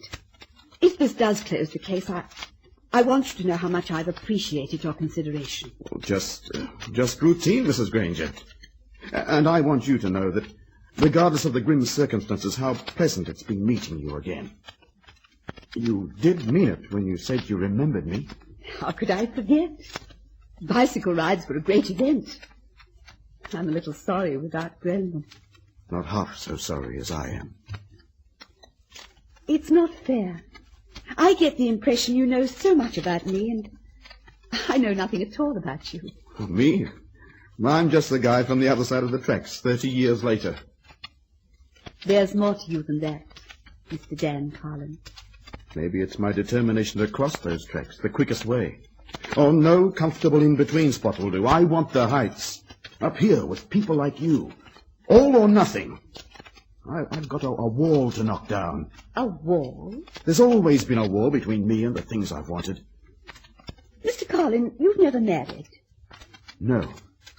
Don't women fit into this plan of yours? Oh, there have been women, but not the woman. You see, I've got my eye on the heights there, too. Well, I'd better be running along. Goodbye, then. It's funny how things turn out. Years ago, I used to think of you as the princess in the tower, and I was your knight, hell-bent on saving you from wicked old King John. Oh, damn it, I suppose you've got to be told, sooner or later. I used to send you valentines. Goodbye. Goodbye, Dan Carlin. Pardon me, Mrs. Granger. Yes, Mrs. Hamilton? What time shall we be having dinner? Oh, about 7, I think. Very well, ma'am. Tell me, how's Nora working out? So far, I've got no complaints. And she's not sneaking in here to the phone all the time. But... Yes, what is it? It's Marino. You know how he gets with all of them. The pretty ones, anyway. I was thinking maybe if this time you warned him ahead of time, well, maybe he'd leave this one alone. Don't worry about Marino, Mrs. Hamilton. I don't believe any of us will be having any more trouble with him.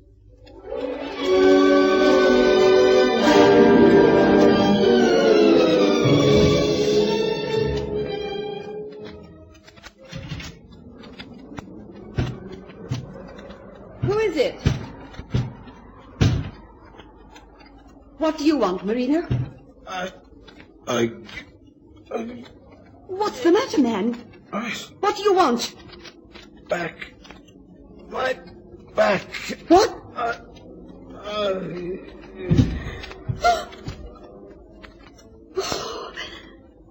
Oh, the shears! In his back! The shears!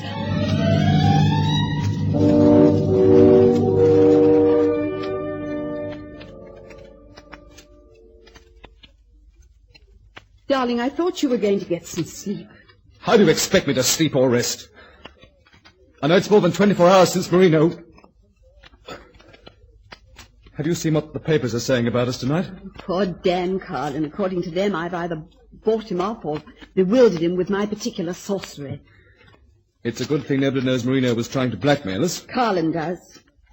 I told him yesterday afternoon. Why did you do that? I had to. He was going to arrest Marino. I knew he'd talk. I had to protect you. That's all you ever think of, protecting me. Celia, there's something I'm going to tell you. Is there, David? Kathy and I did go out that night. I realized what a mistake it was to marry Eunice. I had to talk to someone who was sympathetic, who'd listen and understand. That's where I let you down, isn't it? It isn't your fault, Celia. You don't have to tell this at the inquest. Nobody saw you. Marino said he did, but he can't do any harm. Somebody did see us. Someone else. David! It was almost 3 when Kathy and I got back. Before we came to the gate, my lights picked up the outline of a car, parked on the other side of the road. I couldn't make out anything but the outline in the fog, but Kathy knew who it was. Did she tell you? No, she just said, "Oh, so he came after all." And when I asked if she wanted to get out and talk to him, she said no. But he had to be told he couldn't treat her like dirt. That he could stay there all night for all she cared. But, well, I've been afraid to tell anyone. Oh, that could have been my fault. I'm to blame for so much, trying to force a way of living upon you. I thought it was the right one. Now I see that it hasn't been right, not even for me. Useless living for the dead when there's so much else. You once asked for your life to live, David. Well, finally, it's yours. And you agree that tomorrow I must tell about that night? Of course you must. In the meantime, your mother shall be playing detective. David, look at this scribbling on the telephone pad and this number here. Does it mean anything to you? Why, no. What's it all about, Celia? It's a number Kathy wrote on the pad. I don't know what it's about, but I'm going to find out. But how... Darling, Mrs. Hamilton wants to go into the village. Would you run her in, please? Yes, all right, Celia. Now. Hello? Hello. Operator, is there any way you can tell me whose number 047 is? There isn't. Well, would you give me that number, please? Yes, 047.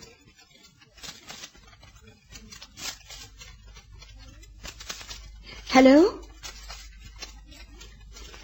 Is Mrs. Johnson there? Why, what number is this, please? Hello? Hello? Oh, no. No.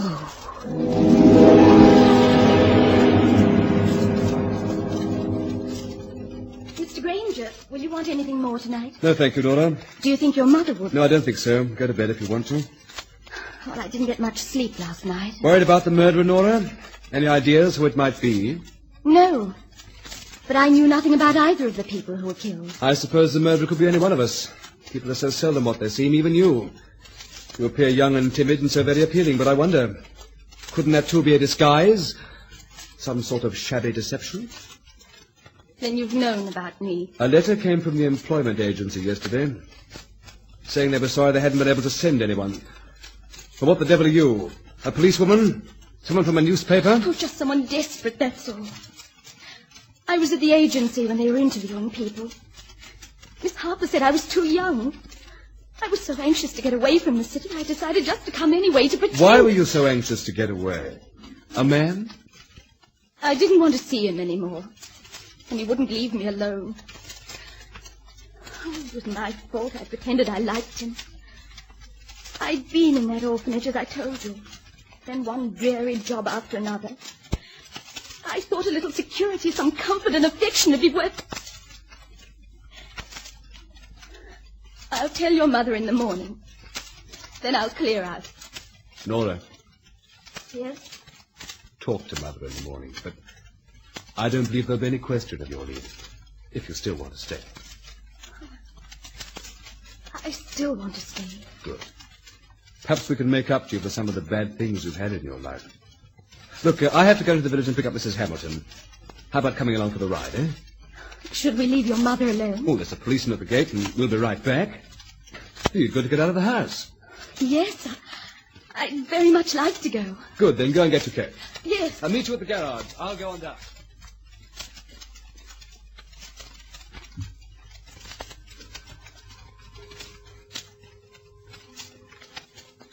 David? David? Oh. David, is that you? No, it's me. I thought I heard a car. Well, not mine. I parked it down the road a bit. I wanted to look around the grounds. You're looking very lovely tonight. Thank you. The crowd's been bothering you today? There were people down by the gate. They only went when it got dark. I could sense their hostility. I've become a witch in a castle. You don't think I did it? Well, next time your chauffeur gets murdered, see that you're a few miles away from the crime, not just a few feet. Not very lucky in our murders, are we? How extraordinary that Kathy left no address book, no letter. There was nothing. I went through her room myself. Kathy did leave something. Oh? She'd known someone in the village. Someone in particular. So far, he hasn't volunteered to identify himself. That's why I think he's guilty. He has a telephone. Kathy called him often. But how can we trace her call? Very simple. You see, I have the number. She had a habit of scribbling while she used the phone in here. Among her scribbling, there was a number repeated. Could be just the grocery store. No, besides, in addition to the number, she wrote a name. That makes it easier. Yes, I guess you do have something, Mrs. Granger. May I see the scribbling? Here's the pad. Thank you. You should have looked at it before you threw it on the fire. I know what it said. I lied. There was no name. It wouldn't have mattered, as long as the number was there. I figured something was up when you phoned earlier. I recognized your voice. Why did you do it? Kathy tried to latch onto me. She wanted security, respectability, and I was to be the fall guy. She knew I was ambitious and thought she'd go along for the ride. She told me about the baby. Said if she had to, she could prove it was mine if I didn't marry her. Killing her. I wasn't going through a life with her tied on my neck. But when I got this far, what place did she have in my scheme of things? When you told me about your ambitions, I never dreamed you were... Crazy? Go and say it. I don't mind. Because I'm not crazy. There's one straight line I'm following, right up out of the gutter. I'm knocking down that wall I told you about. And Marino, why did you kill him? Evidently he'd been playing around with her too. He went to her room that morning before we got here. She did keep a diary. My name wasn't mentioned, just an initial. We found something I'd forgotten about, a snapshot taken in an amusement park the first night I'd gone out with her. So he tried to blackmail you, too. He hadn't left for town the other afternoon. When I found him in the garage and told him I was taking him in, he played his ace. I stabbed him with the shears. They deserved what they got, both of them. How could you possibly expect to get away with this? You knew something would turn up, something that would destroy you, your ambition. It hasn't destroyed me, nothing can. How can you avoid it? By doing what I don't want to do. What has to be done? Don't be ridiculous. Oh, if only things had worked out with us. David! David! Your son's not here. Nora! The maid's not here either. She went out a while ago with your son. That was the car you heard. I was outside, waiting. You're all alone. The policeman at the gate. He knows you're here. No, he doesn't. I came by the path of the cliff. No, you don't. There was a place for you in my scheme of things. It could have been so right, you and me. I needed you. I've always needed you. But you're not even listening. You don't care anything about me. Celia, I've always loved you. Another stepping stone. Oh, don't you see? You've been part of the dream. Dream? Yes, I've been in a dream, too. But I'm facing reality now, thanks to you. You had me fooled as you fooled everyone else. The self-made man with his rugged charm, his simple honesty, his strength. So different from any man I'd ever known. Yes, Mr. Carlin, I think you should know. I was beginning to find you very attractive. I love you. You've got to believe If that. you do, prove it. Go away. Give yourself up. No, I'll never do that. I can't now. I am strong with the strength to see this through. I'm playing at the same. All or nothing. Like it's always been. I tell you, your luck's run out. Don't be a fool. You'll never get away with it. I can't stop now. I've gone too far to stop. Don't scream, please. Don't scream. It won't take long. If you love me, how can you do this? Because now you're just like them. You're in my way. Celia! Celia! Are you all right? David! You see, it is too late. All right, Carly, all right. You better go quietly. Your policeman's all set to take you.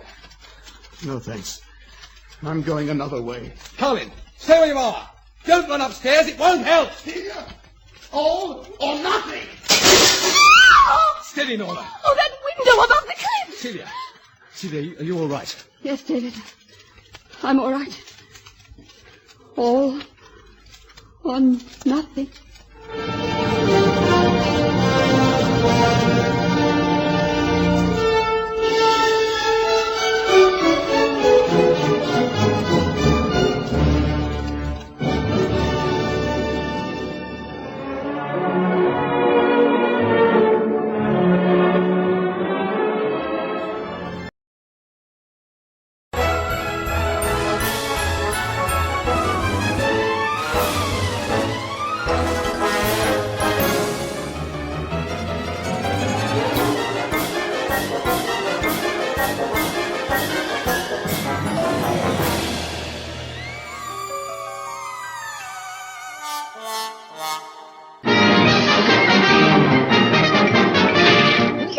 That's all, folks.